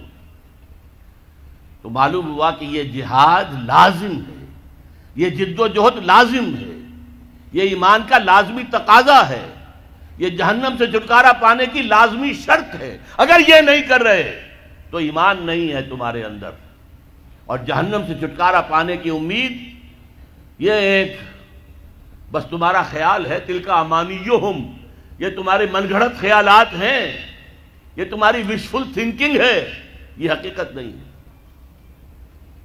اب اگلی بات سنیے، یہ جد و جہد بغیر جماعت کے ممکن نہیں ہے۔ کیا اکیلا آدمی نظام کو بدل سکتا ہے؟ ہمارے ہاں بڑے بڑے متقی لوگ موجود ہیں، کوئی شک نہیں ہے، بڑے بڑے اہل اللہ موجود ہیں، نیک لوگ ہیں جن سے انفرادی طور پر لوگوں کو نیکی پہنچ بھی رہی ہے، مرشدین ہیں، لیکن کیا وہ نظام کو بدل سکتے ہیں؟ نہیں، جماعت بنانی پڑے گی، جماعت، حزب اللہ، اللہ کی جماعت، اللہ کی پارٹی بناؤ، اور اگر موجود ہو کوئی تو داخل ہو جاؤ، شامل ہو جاؤ، اس لیے کہ جماعت کے بغیر زندگی اسلامی زندگی نہیں ہے۔ حضور نے فرمایا ید اللہ علی الجماعہ، اللہ کی تائید اور نصرت، اللہ کا ہاتھ جماعت کے اوپر ہے۔ حضرت عمر نے فرمایا لا اسلام الا بالجماعہ، جماعت کے بغیر اسلام ہے ہی نہیں، ولا جماعہ الا بالامارہ، امیر کے بغیر جماعت نہیں، ولا امارہ الا بالاطاعہ، اور اطاعت کے بغیر امیر کے معنی کیا ہوئے؟ اطاعت کرو اس کی۔ حضور کی ایک اور حدیث، حارث اشعری رضی اللہ تعالیٰ عنہ فرماتے ہیں انی آمرکم بخمس، اے مسلمانوں میں تمہیں 5 باتوں کا حکم دے رہا ہوں، اللہ امرنی بہن، اللہ نے مجھے ان کا حکم دیا، میں اپنے پاس سے نہیں کہہ رہا، حالانکہ حضور کو اختیار تھا، خود بھی آپ کہہ سکتے تھے، مستند ہے ان کا فرمایا ہوا، آپ کا فرمایا ہوا مستند ہے، الصادق المصدوق ہیں، سچے ہیں، اور اللہ نے ان کی صداقت کی گواہی دی ہے، لیکن یہاں تاکید کے طور پر فرمایا کہ میں 5 باتوں کا حکم دے رہا ہوں، اور اسے صرف میرا حکم نہ سمجھنا، یہ اللہ کا حکم ہے جو پہنچا رہا ہوں، بالجماعت والسمع والطاعت والہجرت والجہاد فی سبیل اللہ، رواہ الترمذی واحمد بن حنبل رحمہم اللہ، مشکات شریف میں یہ روایت موجود ہے، عن الحارث الاشعری، حارث اشعری رضی اللہ تعالیٰ عنہ سے 5 باتیں، جماعت کی شکل میں رہو، جماعت کے امیر کا حکم مانو، اس کی اطاعت کرو، اور ہجرت کرو اور جہاد کرو۔ آپ پوچھیں گے ہجرت کیسے کریں گے؟ تم نے تو کہہ دیا دنیا میں کوئی ملک ہے ہی نہیں، کون تمہیں گھسنے دے گا؟ ٹھیک ہے، لیکن ہجرت حضور سے پوچھا گیا ای الہجرت افضل یا رسول اللہ، اے اللہ کے رسول یہ فرمائیے کہ سب سے افضل ہجرت کون سی ہے؟ جواب سنیے، ان تہجر کل ما یکرہہ، ہر اس چیز کو چھوڑ دو جو تمہارے رب کو پسند نہیں ہے، یہ ہجرت ہے۔ سود سے ہجرت کیجئے، آج رات فیصلہ کیجئے کہ مکان اگر سودی قرض پر ہے بیچ دوں گا اور کسی چھوٹی کٹیا میں رہ لوں گا، فیصلہ کیجئے، یہ ہجرت ہوگی۔ گھر میں شرعی پردہ نہیں ہے تو ابھی فیصلہ کیجئے کہ شرعی پردہ نافذ ہوگا، یہ ہجرت ہے۔ اور افضل الہجرہ، ای الہجرت افضل یا رسول اللہ، اے اللہ کے رسول سب سے افضل ہجرت کون سی ہے؟ فرمایا ان تہجر کل ما یکرہہ، ہر اس چیز کو چھوڑ دو جو تمہارے رب کو پسند نہیں ہے۔ اور اس سے اگلی ہجرت آئے گی آخری اونچی، جب اللہ کے دین کو قائم کرنے کا مرحلہ آ جائے اور جب قوت کے ساتھ مقابلہ ہو، گولیاں چلیں، سینوں کو چھلنی کیا جائے، اس وقت اگر وہاں شامل ہونے کے لیے گھر بار کو چھوڑ کر، بیوی بچوں کو چھوڑ کر وہاں گئے تو یہ ہجرت ہے، سب سے اونچی ہجرت۔ اور جہاد کے بارے میں پوچھا گیا ای الجہاد افضل یا رسول اللہ، فرمایا ان تجاہد نفسک فی طاعت اللہ، سب سے افضل جہاد تو یہ ہے کہ تم اپنے نفس کے خلاف جہاد کرو، اسے اللہ کا مطیع بناؤ، یہ تمہیں اللہ کے مرضی کے خلاف احکام دیتا ہے۔ کسی سرکاری ملازم کو رشوت پیش ہو رہی ہے، نفس کہے گا لے لو لے لو لے لو لے لو، فلاں کام رہتا ہے فلاں کام رہتا ہے، بچے کی فیس دینی ہے ابھی پیسے نہیں ہے، لے لو لے لو لے لو لے لو، نفس تو یہ کہے گا۔ آپ نفس کے خلاف جہاد کریں، نہیں لوں گا میں، یہ ہے جہاد۔ اور سب سے اونچا جہاد کیا ہوگا؟ اللہ کے دین کو قائم کرنے کے لیے میدان جنگ میں آ جائیں، جان ہتھیلی پر رکھ کر، یہ سب سے اونچا جہاد ہے، اس کا نام ہے قتال فی سبیل اللہ۔ اس لیے سورہ صف کی 2 آیتیں میں نے آپ کو سنائی تھیں، یا ایھا الذین آمنوا ھل ادلکم علی تجارۃ تنجیکم من عذاب علیم، جواب کیا ہے؟ خود ہی دیا اللہ نے، تؤمنون باللہ ورسولہ وتجاہدون فی سبیل اللہ باموالکم وانفسکم۔ اسی سورہ صف کی 4تھی آیت کیا ہے؟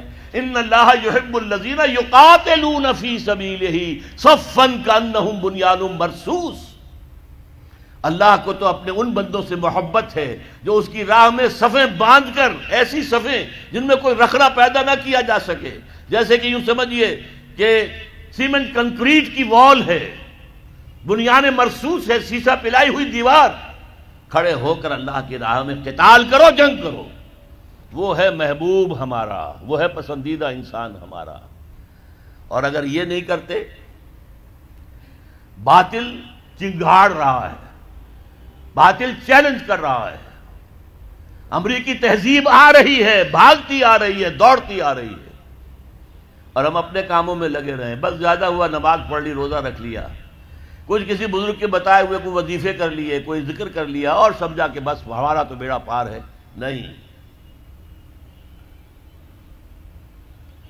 تقوی طاغوت کی غلامی میں، تقوی طاغوت کے خلاف جب تک جد و جہد نہیں، اس وقت تک آپ کا ایمان درست نہیں، آپ کی نماز قبول نہیں، آپ کا روزہ قبول نہیں، آپ کی دعائیں قبول نہیں۔ کتنی دعائیں کی تھی فجر کی نماز میں، دعا قنوت نازلہ، اللہم دمر دیارہم، اللہم مزق جمعہم، لیکن اللہ نے نہیں سنی، شکست ہوئی، کلنک کا ٹیکا لگا، 93,000 ہمارا قیدی بن کر اس ہندو کی غلامی میں گیا جس پر کہیں ہم نے 600 برس حکومت کی تھی، کہیں 800 برس، کہیں 1000 برس کی تھی۔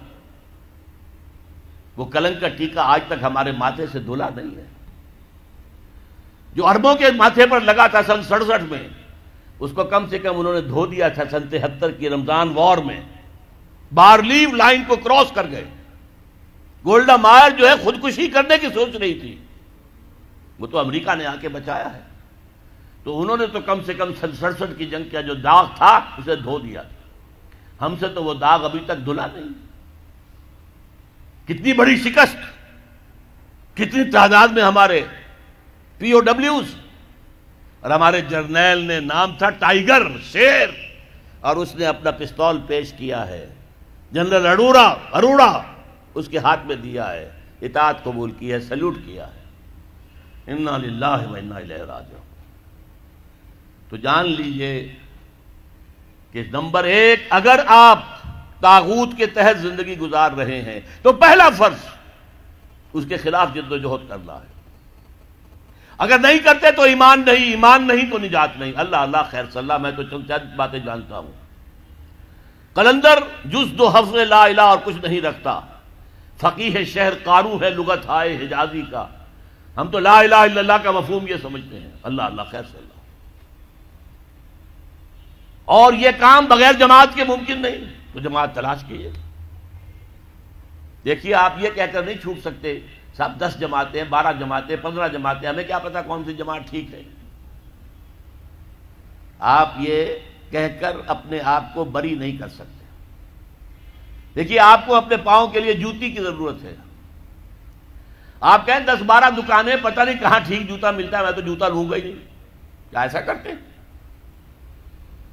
بھائی اٹس یور نیڈ، کیا آپ کی ضرورت ہے، جوتا پہننا ہے، جائیے دکانیں دیکھیے، قیمتیں کمپیئر کیجئے، مال دیکھیے۔ پچھلے زمانے میں تو دھوکہ یہ بھی ہوتا تھا کہ تلوے کے اندر جو ہے وہ گتا ڈالا ہوا ہے۔ اب تو خیر نئے قسم کے سولز آ گئے ہیں، سنتھیٹک سولز آ گئے ہیں، ان میں گتا نہیں ڈالا جا سکتا، ورنہ پہلے تو یہ ہوتا تھا تیسرے دن ٹوٹا، ختم ہو گیا جوتا۔ لیکن آپ جوتا لیتے تھے۔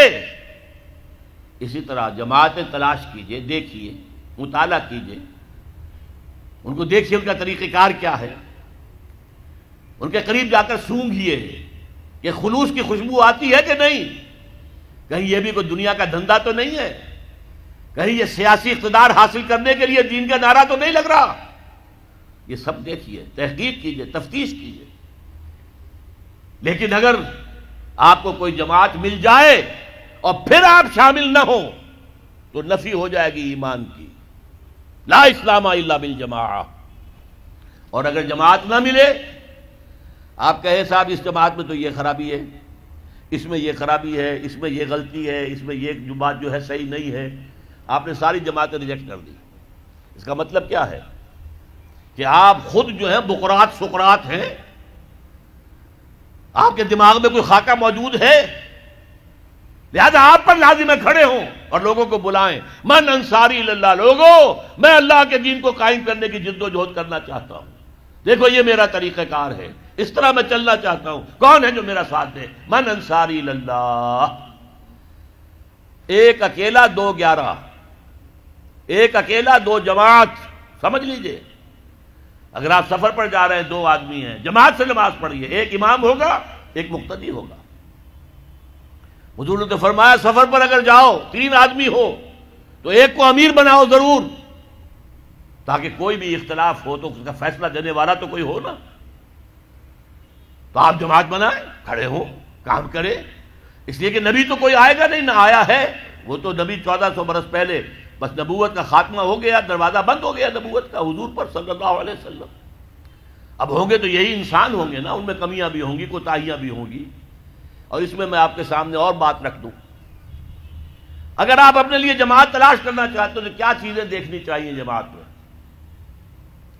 دیکھیے میں حیدرآباد میں بات کر رہا ہوں اس وقت، اس کی بڑی پرانی تاریخ جو ہے بڑی شاندار ہے۔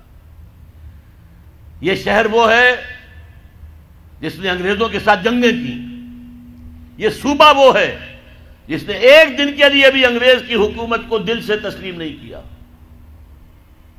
1944 تک پارٹیشن آف انڈیا اور آزادی ہند سے 3 سال پہلے تک حر یہاں پر بغاوت کر رہے تھے، کبھی کسی پولیس چوکی پر حملہ کیا ہے اور وہاں مار دیا لوگوں کو، کبھی کسی اسٹیشن پر جا کر گئے آگ لگا دی ہے، انگریزوں کو چین سے نہیں بیٹھنے دیا۔ آپ سمجھیے وجہ کیا ہے؟ پنجاب میں کتنے کالج کھولے گئے، بھاولپور سے شروع ہو جائیں، S C college Bahawalpur, Emerson college Multan, Aitchison college اور Christian Forman F C college, پھر مرے کالج سیالکوٹ، پھر گارڈن کالج راولپنڈی، پھر ایڈورڈز کالج پشاور، اس سب میں قائم کیے، سندھ میں کوئی نہیں کیا۔ کیوں نہیں کیا؟ کبھی سوچا آپ نے؟ سندھ میں تو کسی پارسی نے کوئی مدرسہ کھول دیا، کچھ مسلمانوں نے کوئی مل جل کے کوئی مدرسۃ اسلام قائم کر لیا، انگریز نے کوئی نہیں بنایا یہاں۔ کیوں نہیں بنایا؟ اسے معلوم تھا کہ سندھیوں کے دلوں میں ہمارے خلاف بغاوت ہے،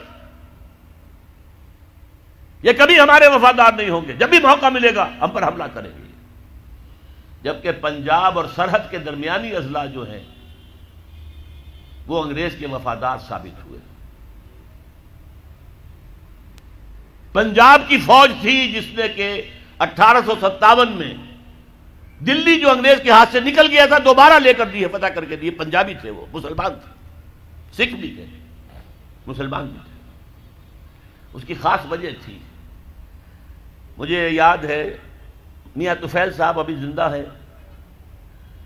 انہوں نے ایک دفعہ بیان دے دیا تھا بہت سخت کہ سندھی تو فوجی ہے نہیں، فوج میں آتے نہیں ہیں، سندھی تو نان مارشل ریس ہے۔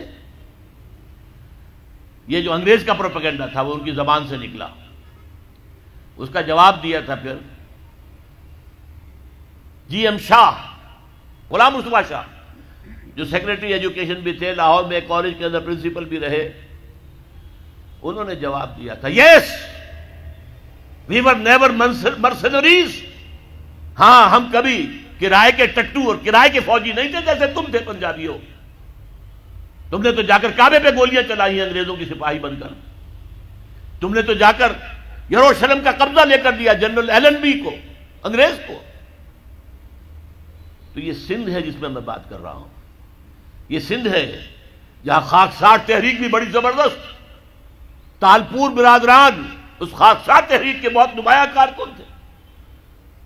یہ سندھ ہے جہاں پنجاب سے آنے والا ایک نو مسلم تھا، پنجابی، سکھ سے مسلمان ہوا تھا، مولوی عبید اللہ، لیکن اس کے نام کے ساتھ سندھی لگ گیا ہمیشہ کے لیے۔ مجاہد انسان، حضرت شیخ الہند کا سپاہی عبید اللہ سندھی رحمت اللہ علیہ، وہ سندھ ہے یہ۔ اور میں آپ کو اور بات یاد دلا دوں، سندھ واحد صوبہ ہے اس پاکستان کا جس میں کہ پارٹیشن سے پہلے بھی مسلم لیگ کی حکومت تھی، پنجاب میں یونینسٹ پارٹی کی حکومت تھی، ہندو مسلم سکھ مل کر بنائی تھی انہوں نے، مسلمانوں کی پارٹی نہیں تھی۔ مسلم لیگ کو ایک دن بھی وہاں وزارت نصیب نہیں ہوئی۔ سرحد میں ڈاکٹر خان صاحب کی وزارت تھی، باچا خان کا بڑا بھائی، وہ تو ریفرینڈم ہوا ہے اور غیور پٹھانوں نے پاکستان کے حق میں ووٹ دیا ہے، اور اس کے لیے مولانا شبیر احمد عثمانی رحمت اللہ علیہ نے بڑا پارٹ پلے کیا۔ وہاں کے پیر جو ہیں، پیر صاحب مانکی شریف، پیر صاحب زکوڑی شریف، انہوں نے بڑا رول پلے کیا ہے کہ پاکستان میں اسلام نافذ ہوگا، اسلام قائم ہوگا، لہذا ووٹ دو مسلم لیگ کو۔ ورنہ ظاہر بات ہے کہ یہاں تو سوائے سندھ کے کہیں بھی مسلم لیگ کی حکومت نہیں تھی۔ اور جی ایم سید صاحب اگرچہ وہ بعد میں جو کچھ اس ملک میں ہوا ہے اس سے بددل ہو گئے، ایک ریئیکشن ہوا ان پر، آخر ہوتا ہے، کیوں گردش بادام سے گھبرا نہ جائے دل، انسان ہوں پیالہ اور ساغر نہیں ہوں میں، ان پہ ایک رد عمل ہوا۔ ورنہ وہی تھے جنہوں نے 1943 میں کہا تھا اے مائنورٹی پروونسز کے مسلمانوں، ہمیں یہاں ہندوؤں نے دبایا ہوا ہے، ہماری زمینیں جو ہیں ان کے پاس گروی رکھی ہوئی ہیں، سارا کاروبار ان کے پاس ہے، خدا کے لیے ہمیں یہ فن نہیں آتا، آؤ تم یہاں۔ ابھی پارٹیشن کا کوئی سوال نہیں ہے، میں 43 کی بات کر رہا ہوں، آؤ سندھ کے اندر تاکہ یہاں پر تم تجارت کرو اور تاکہ ہندوؤں کے مقابلے میں آ سکے ہم۔ یہ جی ایم سید کی اپیل تھی۔ آج اسی سندھ میں کہہ رہا ہوں اسلام قائم کرنے کی جد و جہد، اور سب سے بڑی بات یہی سندھ تو تھا نا، سب سے پہلے اسلام کب آیا تھا، کہاں آیا تھا؟ 712 اور 713 عیسوی، 92 یا 93 ہجری، محمد بن قاسم کہاں سے آئے تھے؟ باب الاسلام کون سی جگہ ہے؟ سندھ۔ تو اس کا سر نو باب الاسلام بننا چاہیے، تحریک خلافت یہاں سے اٹھنی چاہیے، یہاں کے لوگ کھڑے ہوں۔ ہم نے انگریز سے بھی مقابلہ کیا اور آخری وقت تک کیا، ہم نے علامہ مشرقی کا بھی ساتھ دیا، ہم نے وہ ریشمی رومال کی تحریک بھی، اس کے اندر بھی بڑا حصہ سندھیوں کا تھا، جو حضرت شیخ الہند مولانا محمود حسن جو اسیر مالٹا رہے بعد میں، اس میں سندھ کا رول بہت بڑا تھا. آج پھر اس ملک کے اندر نظام خلافت کے قیام کے لیے میں سمجھتا ہوں کہ سندھ کو سب سے آگے ہونا چاہیے، سب سے بڑھ کر کام کرنا چاہیے. اس کے لیے اب میں آپ سے عرض کروں، خلافت قائم کرنا یہ ہمارا فرض. لیکن آج خلافت قائم ہوگی تو کیسے ہوگی، پہلے تو یہ مسئلہ ہوگا. اور کیسی ہوگی؟ کیا بعین ہی وہی خلافت ہوگی جو 1400 برس پہلے تھی؟ جبکہ 1400 سالوں میں بہت سا پانی وقت کے دریا کے پل کے نیچے سے گزر چکا ہے، حالات بہت بدل گئے ہیں، زمانے نے بہت ترقی کر لی ہے. کیا 1400 سال قبل کا نظام دوبارہ آ سکتا ہے؟ ہاں آ سکتا ہے. اصول وہاں سے لیں گے، تفصیلی ڈھانچہ اس دور کے مطابق بنائیں گے. اصول وہاں سے ہوں گے، فنڈامنٹلز وہاں سے ہوں گے. اسی لیے ہم فنڈامنٹلسٹ ہیں. امریکہ کان کھول کر سن لے، ہمارا دعویٰ ہے کہ ہم فنڈامنٹلسٹ ہیں. ہم اسلام کے اصولوں کو چھوڑ کر کہاں جائیں؟ تفاصیل میں، فروعات میں ہمارے اختلاط ہو سکتے ہیں، لیکن فنڈامنٹلز آف اسلام اس میں ہمارا اتفاق ہے. تاریخی واقعہ آپ کو بتا رہا ہوں. جب مولانا شبیر احمد عثمانی رحمۃ اللہ علیہ کی مدد سے اور تحریک شروع کی تھی اصل میں مولانا سید ابو العلا مودودی نے کہ اسلام کے نام پر ملک لیا گیا، اس کا دستور اسلامی ہونا چاہیے. مطالبہ نظام اسلامی 1948 میں اپریل میں اس وقت گورنمنٹ کالج لاہور کا سیکنڈ ایئر کا طالب علم تھا. میں نے وہ تقریر خود ان کی زبان سے سنی ہے. خالصہ ہائی اسکول کا میدان تھا، اس میں جلسہ تھا. اس وقت تک چونکہ مولانا مودودی سیاسی آدمی شمار نہیں ہوتے تھے، مذہبی آدمی تھے، دینی آدمی تھے، لہذا سب نے ان کا ساتھ دیا. مسلم لیگیوں نے ساتھ دیا، ڈاکٹر عمر حیات ملک، پھر مولانا شبیر احمد عثمانی رحمۃ اللہ علیہ. قرارداد مقاصد پاس ہو گئی، مان لیا ہمارا حاکم اللہ ہے. ان الحکم الا للہ، اللہ کے سوا کسی کے لیے حاکمیت نہیں ہے. یہ لکھا ہوا ہے آپ کے دستور میں. جو اختیارات ہمارے پاس ہے وہ تو اصل میں ایک سیکریٹ ٹرسٹ ہے، ایک نہایت مقدس امانت ہمارے پاس ہے. لیکن یہ اختیار استعمال ہوگا کتاب و سنت کی حدود کے اندر، باہر نہیں جا سکتے ہم. یہ سارے کام ہوئے تو بہت سے لوگ کھڑے ہو گئے، کس کا اسلام لاؤ گے؟ شیعوں کا لاؤ گے یا سنیوں کا لاؤ گے؟ دیوبندیوں کا لاؤ گے یا بریلویوں کا لاؤ گے؟ حنفیوں کا لاؤ گے یا اہل حدیثوں کا لاؤ گے؟ بتاؤ تو صحیح.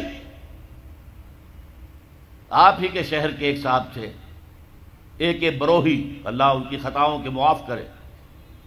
انہوں نے کہا تھا جو شخص ثابت کر دے کہ قرآن میں کوئی اسلامی دستور ہے میں اسے 1000 روپیہ انعام دوں گا. اور یہ 1000 روپیہ آج کا نہیں ہے، یہ میں بات کر رہا ہوں سن 48 کی. اس وقت 1000 روپے کس کی معنی کیا ہوتے تھے؟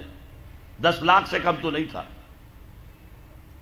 لیکن اس وقت کیا کیا؟ علماء نے چیلنج قبول کیا. تمام فرقوں اور تمام مسالک کے مذہبی ان کے نمائندہ چوٹی کی قیادت جمع ہو گئی کراچی کے اندر، 31 علماء. اور انہوں نے 22 نکات متفق علیہ مرتب کر کے دے دیے. ہم اس پر مطمئن ہیں، متفق ہیں، شیعہ بھی، سنی بھی، اہل حدیث بھی، بریلوی بھی، دیوبندی بھی، جماعت اسلامی بھی، سب کے دستخط موجود ہیں، ہم سب اس پر متحد ہیں. بناؤ ان اصولوں کے مطابق دستور. تبھی تو اللہ کے فضل سے سن 56 کا دستور تیار ہو گیا تھا. چودھری محمد علی نے بڑی محنتیں کی تھی، اللہ تعالیٰ ان کی قبر میں نور پیدا کر دے. لیکن امریکہ کو، کفر کو پسند ہو سکتا تھا کہ یہاں پہ ایک اسلامی نظام قائم ہو جائے؟ یہ بیچارے افغانوں نے سوائے چند سزاؤں کے اور تو کچھ اسلام ابھی نافذ نہیں کیا تھا. بغیر برقعے کی عورت سڑک پر نہیں آئے گی، گھر میں رہے. باہر آئے تو برقع لے. چور کا ہاتھ کٹے گا، قاتل سے قصاص لیا جائے گا. میدان میں لے آئے، اسٹیڈیم میں لے آئے، یہ قاتل ہے اور اس نے قتل کیا تھا خنجر بھونک کر سینے کے اندر. اب اس کا وارث کوئی نہیں ہے، صرف بیوی ہے. بیوی کے ہاتھ میں خنجر دے دیا گیا، گھونپو اس کے سینے کے اندر. جب یہ قصاص شروع ہوا تو اب کسی کے اندر جرأت تھی کسی کو قتل کرنے کی؟ لہذا وہ اسلام کی کچھ نہ کچھ جو برکتیں ہیں وہ ظاہر ہو گئی، اور امریکہ کھل گیا، اس کو کھل گئی یہ شے کہ اگر یہ نظام کہیں دنیا میں آ گیا تو ہمارا نظام کہاں رہ جائے گا۔ اس کا سب سے بڑا ثبوت کیا ہے؟ ڈاکٹر جاوید اقبال ماڈرنسٹ ہیں آج کی امریکن اصطلاح کے تحت، سیکولر مزاج کے آدمی ہیں علامہ اقبال کے بیٹے، لیکن وہ بھی جب گئے تھے طالبان کے دور حکومت میں 10 دن گزار کر آئے کابل میں، اور آ کر کہا مولانا سمیع الحق صاحب کا مدرسہ ہے کوڑا خٹک میں، وہاں تقریر کی کہ جو حالات میں آج دیکھ کر آیا ہوں کابل میں، اگر چند اور مسلمان ملکوں میں وہ حالات پیدا ہو جائیں تو ساری دنیا اسلام لے آئے گی۔ یہ قول ہے ڈاکٹر جاوید اقبال پسر علامہ اقبال کا۔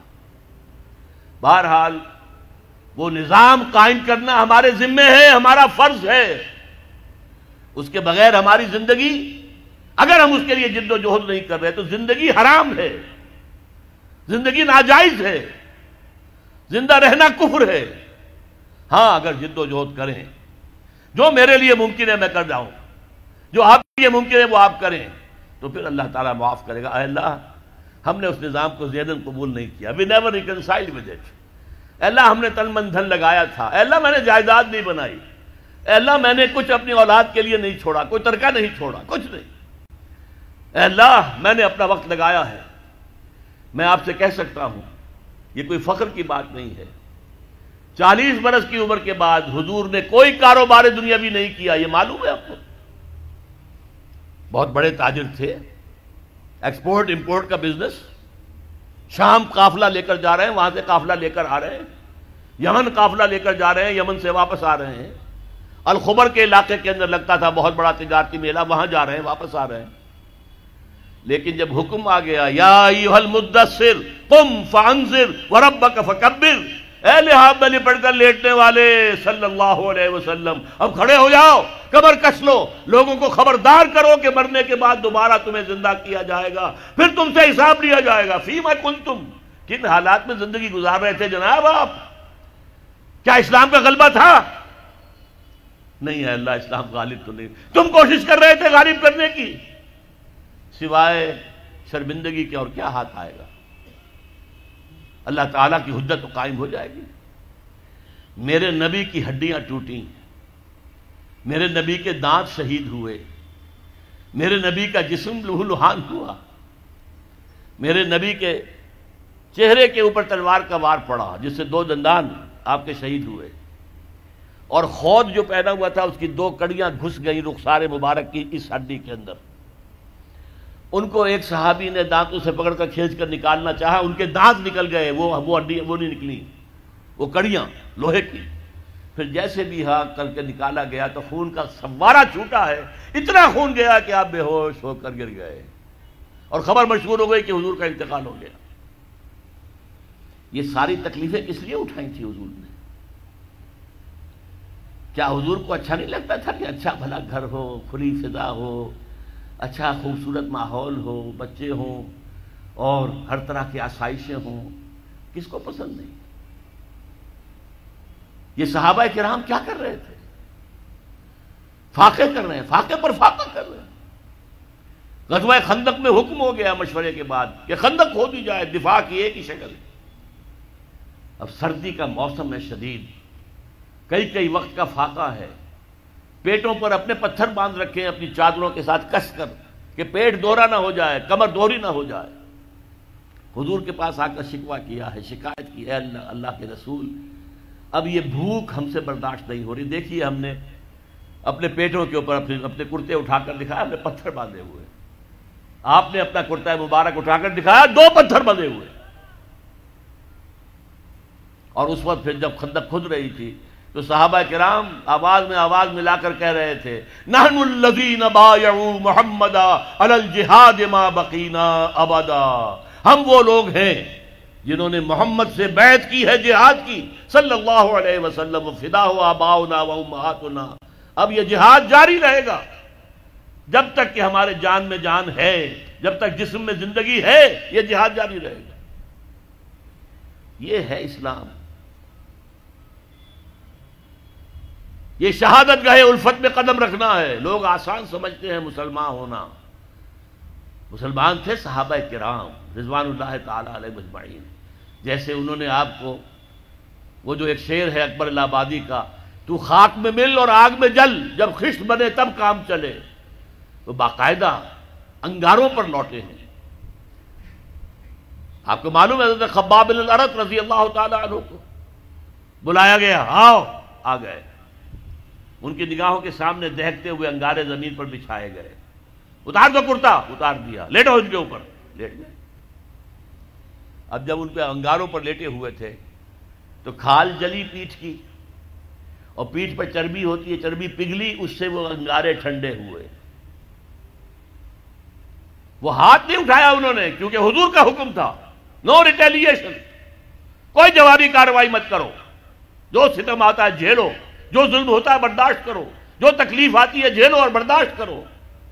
لہذا اگر ایک آدمی سمجھے کہ مجھے تو یہ زندہ کباب بنا دیں گے تو اجازت ہو تو دو چار کو مار کر مرے گا، ایسے نہیں مرے گا. بلی بھی آپ پر جھپٹ پڑے گی، کیا اس کی جان ہے؟ 1 کلو کی ہوگی، 1.5 کی ہوگی. لیکن اگر آپ کارنر کر دیں اسے نظر آئے کہ اب میرے پاس کوئی راستہ نہیں ہے، کوئی اسکیپ نہیں ہے، وہ آپ پر حملہ آور ہوگی اور آنکھ پر آئے گی، سیدھی آنکھ نکالنے کی کوشش کرے گی پنجے سے. لیکن حضور کا حکم کیا تھا؟ کفو ایدیکم، اپنے ہاتھ بندھے رکھو. No retaliation whatsoever, even in self defence. یہ ساری جد و جہد، یہ ساری محنت محمد الرسول اللہ والذین معہ اشداء علی الکفار رحماء بینہم تراہم رکعا سجدا یبتغون فضلا من اللہ ورضوانا. اب ان کو پھر اللہ تعالیٰ نے جو اجر و ثواب دیا ہے اس کا ہمیں اندازہ ہو ہی نہیں سکتا. اب میں ایک بات اور آپ کو بتا دوں. اگر عبادت کا یہ تقاضا ہے کہ ہماری عبادت پوری ہونی چاہیے، اجتماعی زندگی ہماری اگر اسلام کے تحت نہیں آئی تو ہماری عبادت جو ہے وہ جزوی ہے، اور جزوی عبادت اللہ کو قبول نہیں. افتؤمنون ببعض الکتاب وتکفرون ببعض فما جزاء من یفعل ذلک منکم الا خزی فی الحیاۃ الدنیا ویوم القیامۃ یردون الی اشد العذاب وما اللہ بغافل عما تعملون. اچھا، بات سمجھ میں آ گئی. جد و جہد کرنا فرض ہے، اس کے لیے جماعت فرض ہے، اس کے لیے تلاش کرو جماعت. نہ ملے تو خود کھڑے ہو جاؤ اور جماعت بناؤ. لیکن اس میں ایک درمیان میں ہنٹ دے دوں، جماعت کی اگر تلاش کرنی ہے، نئی جماعت بنانا آسان کام نہیں ہے. کوئی چلتا ہوا قافلہ مل جائے تو کیا کہنے ہیں؟ اس سے بڑی خوش قسمتی کیا ہوگی کہ کوئی جماعت بنائی، جو قافلہ چل رہا ہے اس کے ساتھ چلنا کتنا آسان ہے. یکا و تنہا کسی صحرا میں سفر کرنا جو ہے کتنے خطرات ہیں. قافلہ ہے، قافلے کے ساتھ جڑ جاؤ. اگر قافلہ تلاش کرنا ہے تو کیا چیزیں دیکھنی چاہیے وہ بھی میں ذرا آپ کو آج بتا دوں. 5 چیزیں دیکھنی ہوں گی. نمبر 1، وہ جماعت سیکٹیرین نہ ہو، مسلکوں اور مذہبوں کی بنیاد پر نہ ہو، دین اسلام کی بنیاد پر ہو. یہ نہیں کہ یہ دیوبندیوں کی جماعت ہے، یہ بریلویوں کی جماعتیں ہیں. اب تو ایک تو ہے ہی نہیں، دیوبندیوں کی بھی بہت ہیں اور بریلویوں کی بھی بہت ہیں. یہ شیعوں کی ہیں، یہ اہل حدیثوں کی ہیں، یہ سیکٹیرین ہے. سیکٹیرین جماعت اپنے سیکٹ کی دعوت دے گی. ہمارا سیکٹ، ہمارا موقف، ہمارا مسلک، ہمارا مذہب سب سے اعلیٰ ہے. اہل حدیث کہے گا تم رفع دین نہیں کرتے، تمہاری نماز ہی نہیں ہوئی. تم نے آمین بالجہر زور سے کہہ دیا، تمہاری نماز ہی نہیں ہوئی. نہیں، جو جماعت جس کا ذکر میں کر رہا ہوں وہ اس سے بالا ہونی چاہیے. بھائی تم حنفی ہو، حنفی طریقے پر نماز پڑھو. اہل حدیث ہو، اہل حدیث طریقے پر نماز پڑھو. کیا فرق ہے؟ کچھ نہیں. شیعہ ہو، شیعہ کے طریقے پر نماز پڑھو. دین پر متحد ہو جاؤ. دین ایک ہے، اسلام ایک ہے. تو پہلا فرق جو چیز ہے کہ وہ نان سیکٹیرین جماعت ہونی چاہیے. نمبر 2، اس کا ڈکلیئرڈ گول ہونا چاہیے کہ ہمارا کام ہے نظام بدلنا. ورنہ نیکی کے کام تو اور بھی بہت سے ہیں. آپ کوئی مدرسہ کھول دیں، ناظرہ قرآن پڑھانے کا، یہ بھی نیکی کا کام ہے. آپ کہیں دعوت و تبلیغ شروع کر دیں، کوئی ٹریننگ حاصل کیجئے، عیسائیوں میں تبلیغ کیجئے، ہندوؤں میں تبلیغ کیجئے. آپ کے صوبے میں تو ہندو موجود ہیں، جہاں میں رہتا ہوں پنجاب میں، وہاں تو ہندو نہیں ہے. کیا ان کا ہم پر حق نہیں ہے کہ ہم تبلیغ کریں انہیں؟ لیکن یہ بھی ایک کام ہے. لیکن جو جماعت میں کہہ رہا ہوں وہ جماعت ہونی چاہیے دین کو قائم کرنے کے لیے جماعت، نظام کو بدلنے والی جماعت، انقلابی جماعت. اور نمبر 3، اس کا ڈسپلن ہونا چاہیے، فوجی ڈسپلن، لسن اینڈ اوبے. اس لیے بیعت حضور نے کیا لی تھی؟ حضرت عبادہ ابن ثابت فرماتے ہیں رضی اللہ تعالی عنہ، بایعنا رسول اللہ صلی اللہ علیہ وسلم علی السمع والطاعت فی العسر والیسر والمنشط والمکرہ وعلی اثرۃ علینا وعلی لا ننازل امر اہلہ وعلی نقول بالحق اینما کنا لا نخاف فی اللہ لومۃ لائم. 10 نکات ہیں جن پر بیعت لی. ہم نے بیعت کی تھی محمد رسول اللہ سے صلی اللہ علیہ وسلم، آپ کا ہر حکم سنیں گے اور اطاعت کریں گے، چاہے مشکل ہو چاہے آسانی ہو، چاہے طبیعتیں آمادہ ہوں چاہے اپنی طبیعتوں پر جبر کرنا پڑے، چاہے آپ دوسروں کو ہم پر ترجیح دے دیں. ہم یہ نہیں کہیں گے ہم آپ کے پرانے خادم، آپ نے ایک نیو کمر کو ہمارے اوپر امیر کیسے بنا دیا. نہیں، it will be your prerogative, آپ کا اختیار ہوگا جسے بنائیں. اور جنہیں آپ امیر بنائیں گے ان سے بھی ہم جھگڑیں گے نہیں، ان کی بھی اطاعت کریں گے. البتہ ہم حق بات کہیں گے جہاں بھی ہوں گے، جو ہماری رائے ہوگی وہ پیش کر دیں گے. اور کسی کی ملامت کے خوف سے کہ کیا کہیں گے، یہ کیا احمقانہ بات کہہ دی انہوں نے، اگر کوئی کہہ بھی دے میری بات کو احمقانہ، تبھی میں نے اپنی بات کہنی ہے. ان باتوں کی بیعت لی تھی محمد الرسول اللہ صلی اللہ علیہ وسلم. یہ ڈسپلن چاہیے بیعت کی بنیاد پر. باقی یہ جماعتیں جو بنتی ہیں، یہ ممبرشپ ہے اور یہ انتخاب 2 سال کے بعد ہوگا، 4 سال کے بعد ہوگا، ووٹوں سے امیر بنے گا، امیر کی پھر شورا ہوگی، شورا کو حق حاصل ہوگا کہ نہیں کہ اس کی بات مانی جائے اور امیر جو ہے پابند ہو جائے شورا کا، یا امیر جو ہے اس کو ویٹو کا حق حاصل ہوگا. یہ ساری چیزیں کہاں تھیں؟ نہ دور نبوی میں، نہ دور صحابہ میں، نہ 1400 برس کی تاریخ میں. یہ تو آئی ہیں یورپ سے. یہ جماعت سازی کا نظام یورپ سے آیا. اسلام کا نظام تو بیعت کا تھا. تو پہلی بات میں نے کیا کہا، وہ جو فرقے ہیں، فرقے واریت سے بلند تر.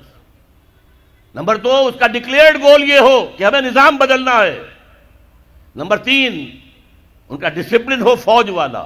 there is not to reason why, there is but to do and die.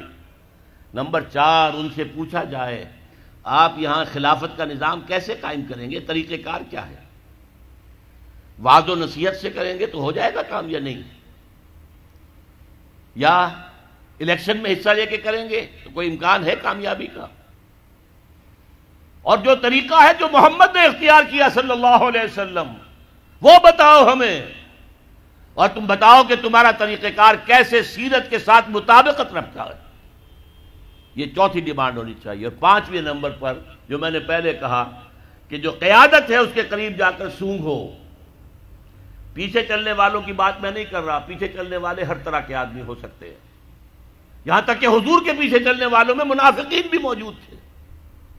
ہاں، ہر جماعت کی ایک قیادت ہوتی ہے. قیادت کے قریب جاؤ اور سونگو کہ خلوص کی خوشبو آتی ہے یا نہیں آتی. یہ 5 باتیں تلاش کرو. اگر جماعت مل جائے ان 5 باتوں کے اوپر پوری اترنے والی، اس میں شامل ہونا فرض ہے، فرض ہے، فرض ہے. یہ ہے وہ دعوت جو میں آج آپ کے سامنے لے کر آیا. اور مجھے امید ہے یہاں 2 ہی طرح کے لوگ ہیں. یہ ہندوستان سے لوگ آئے، انہوں نے کس لیے ووٹ دیے تھے مسلم لیگ کو؟ پاگل تھے؟ یو پی کا آدمی یہاں آیا یا یو پی کے آدمی نے 1946 میں ووٹ دیا مسلم لیگ کو، کیا یو پی پاکستان میں آ سکتا تھا؟ تو پاگل تھے کہ نہیں؟ پاگل ہو گئے تھے، لیکن ہوئے کس بات پر تھے کہ کہا جا رہا ہے اسلام کے لیے پاکستان بنانا. اچھا، ہم پر جو بیتے گی بیت جائے گی، جیل لیں گے، جاؤ بناؤ پاکستان میں، لاؤ قائم کرو اسلام وہاں پر. اسی لیے آئے تھے نا، گھر بار چھوڑ کر آئے، اپنے باپ دادا کے مکان، باپ دادا کے جو شہر ہیں جہاں باپ دادا دفن ہیں. کس کو محبت نہیں ہوتی؟ اور یہاں کے لوگوں نے جس طرح اوپن آرمز کے ساتھ، کھلے بازوؤں کے ساتھ انہیں خوش آمدید کہا، سینے سے لگایا. بعد میں نہ معلوم کس کس کی سازشیں ہیں، کیسے کیسے کام ہوئے ہیں، کون کون سی ایجنسیز بیچ میں پڑی ہیں کہ بعد میں نفرت بھی پیدا ہوئی، لڑائیاں بھی ہوئیں، دنگا فساد بھی ہوا، قتل و خون بھی ہوا. لیکن جب پاکستان بنا تھا اس وقت کی فضا یاد کیجئے. تو میں آج یہ امید لے کر آیا ہوں کہ تحریک خلافت کا بھی ایک بڑا مرکز جو ہے وہ حیدرآباد سندھ بنے. میں 3 کتابوں کے سیٹ بنا کر لایا ہوں. خطبات خلافت، خلافت کی اصل حقیقت کیا ہے، ایسنس کیا ہے خلافت کا، جب تک نبوت جاری تھی خلافت کی کس طرح کی تھی، نبوت ختم ہو گئی تو خلافت میں کیا تبدیلی آئی، خلافت راشدہ کیا ایگزیکٹلی وہی نقشہ دنیا میں دوبارہ آ سکتا ہے؟ اگر کوئی نقشہ اب بنے گا تو کیسا بنے گا، سیاسی نظام کیا ہوگا، معاشی نظام کیا ہوگا، سماجی نظام کیا ہوگا، اور سب سے بڑھ کر یہ کیسے قائم ہوگا، یہ میرے خطبات خلافت نامی کتاب کے اندر موجود ہے. اس کا مطالعہ کیجئے. یہ میں نے 4 تقریروں کے اندر یہ مضامین بیان کیے تھے. سب سے پہلے کراچی میں خالد دینہ ہال میں، جہاں خلافت جو تھی، پہلی تحریک جو چلی تھی خلافت کی، اس کے لیڈروں کو پھانسی کی یا قید کی سزا دی گئی تھی خالد دینہ ہال کراچی میں. وہیں سے میں نے اپنی تحریک خلافت کا آغاز کیا تھا. وہ کتاب موجود ہے، ٹیپ سے اتار کر مرتب کر کے اور اسے شائع کیا گیا. وہ کتاب اور اس کے بعد اس وقت کے بین الاقوامی حالات کیا ہیں، دنیا کدھر جا رہی ہے، کفر اور ایمان کا ایک بہت بڑا تصادم ہونے والا ہے، بہت بڑا تصادم، جس کو اقبال نے کہا کہ دنیا کو ہے پھر مار کے روح و بدن پیش. سنیے غور سے، دنیا کو ہے پھر مار کے روح و بدن پیش. بدن میٹیریل، روح spiritual forces of spirituality and sources of materialism, ان کے درمیان ایک بہت بڑا تصادم ہوگا، جس کو کہا گیا آرمگیڈون، اور حدیث میں کہا گیا ہے الملحمۃ العظمیٰ، الملحمۃ الکبریٰ، تاریخ انسانی کی سب سے بڑی جنگ. یہ سب کچھ ہونے والا ہے، آ رہا ہے. لہذا ٹائم ہمارے پاس بہت کم ہے. بین الاقوامی حالات کا تجزیہ میں نے ایک تقریر میں کیا، وہ بھی ایک کتابچہ ہے.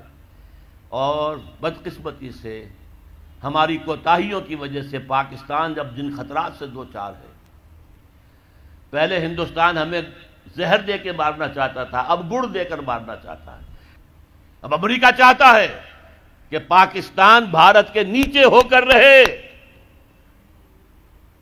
جیسے کہ قرآن مجید میں آیا ہے کہ جو اہل کتاب ہیں یہود اور نصارہ، یؤت الجزیۃ عن ید وہم صاغرون، اپنے ہاتھ سے جزیہ پیش کریں، چھوٹے بن کر رہیں، تو یہودی اور نصرانی رہ کر بھی نظام الاسلام کے تحت رہ سکتے ہیں. وہ آج وہ کہہ رہے ہیں چھوٹے بن کر رہو. یہ خناس نکال دو اپنے دماغ سے کہ ہم برابر کے ہیں. بغلی ہارٹ ڈیم جو ہے اس کی تعمیر کو روکنے کو تیار نہیں ہوا. اور میں نے ایک مناظرہ سنا تھا ٹیلی ویژن کے کسی چینل پر کہ کوئی صاحب بڑے افسر حکومت پاکستان کے وہ کہہ رہے تھے کہ ڈیم بنانے کا تو انہیں حق حاصل ہے. ہمارے جو ٹریٹی ہوئی تھی انڈس بیسن ٹریٹی، اس کے اندر انہیں یہ کہا گیا تھا کہ انہیں پانی کو استعمال کرنے کا حق ہے. وہ ڈیم بنا کر اس پانی سے بجلی بنائے تو ان کو اختیار ہے. اگر وہ ڈیم بنا کر پانی روک دیں تب غلط ہوگا. تو وہ پانی روک دیں گے جب کبھی ان کو ضرورت ہوگی روکنے کی، جب ان کو مجبور کرنا ہو پاکستان کو کہ گھٹنوں تلے، گھٹنے زمین پر ٹیک کر بیٹھے، تب بات ہو جائے گی. اس کے بعد تو بس ایک بٹن ہی دبانا ہے، ڈیم بند، پانی بند، چھٹی. اور علامہ مشرقی کا میں نے ذکر کیا تھا کہ یہاں بڑے بڑے لوگ جو ہیں ان کے ساتھی رہے، تحریک جو خاکسار تحریک تھی، جو برادران تالپور برادران اس میں شامل تھے. یہاں پر جو قریشی عبدالحفیظ صاحب ہیں وہ بھی اس میں تھے. انہوں نے مجھ سے کہا تھا ایک میرے سابقہ دورے پر کہ میں بھی تھا، میں بھی خاکسار تھا. تو یہ ذرا دور دوبارہ لوٹ کر آئے. اگر خاکساروں کے لیے لوگ اٹھے اور یہاں سے اٹھے، اگر ریشمی رومال کی تحریک کے لیے کارکن اس سرزمین سے اٹھے، اور اگر سب سے پہلے یہ سرزمین ہے جو ہندوستان میں اسلام کی برکتوں سے متعارف ہوئی، تو اسی سرزمین کا فرض ہے کہ وہ اٹھے جھنڈا دے کر خلافت کا اور خلافت کا نظام قائم کرنے کے لیے تن من دھن لگا دے۔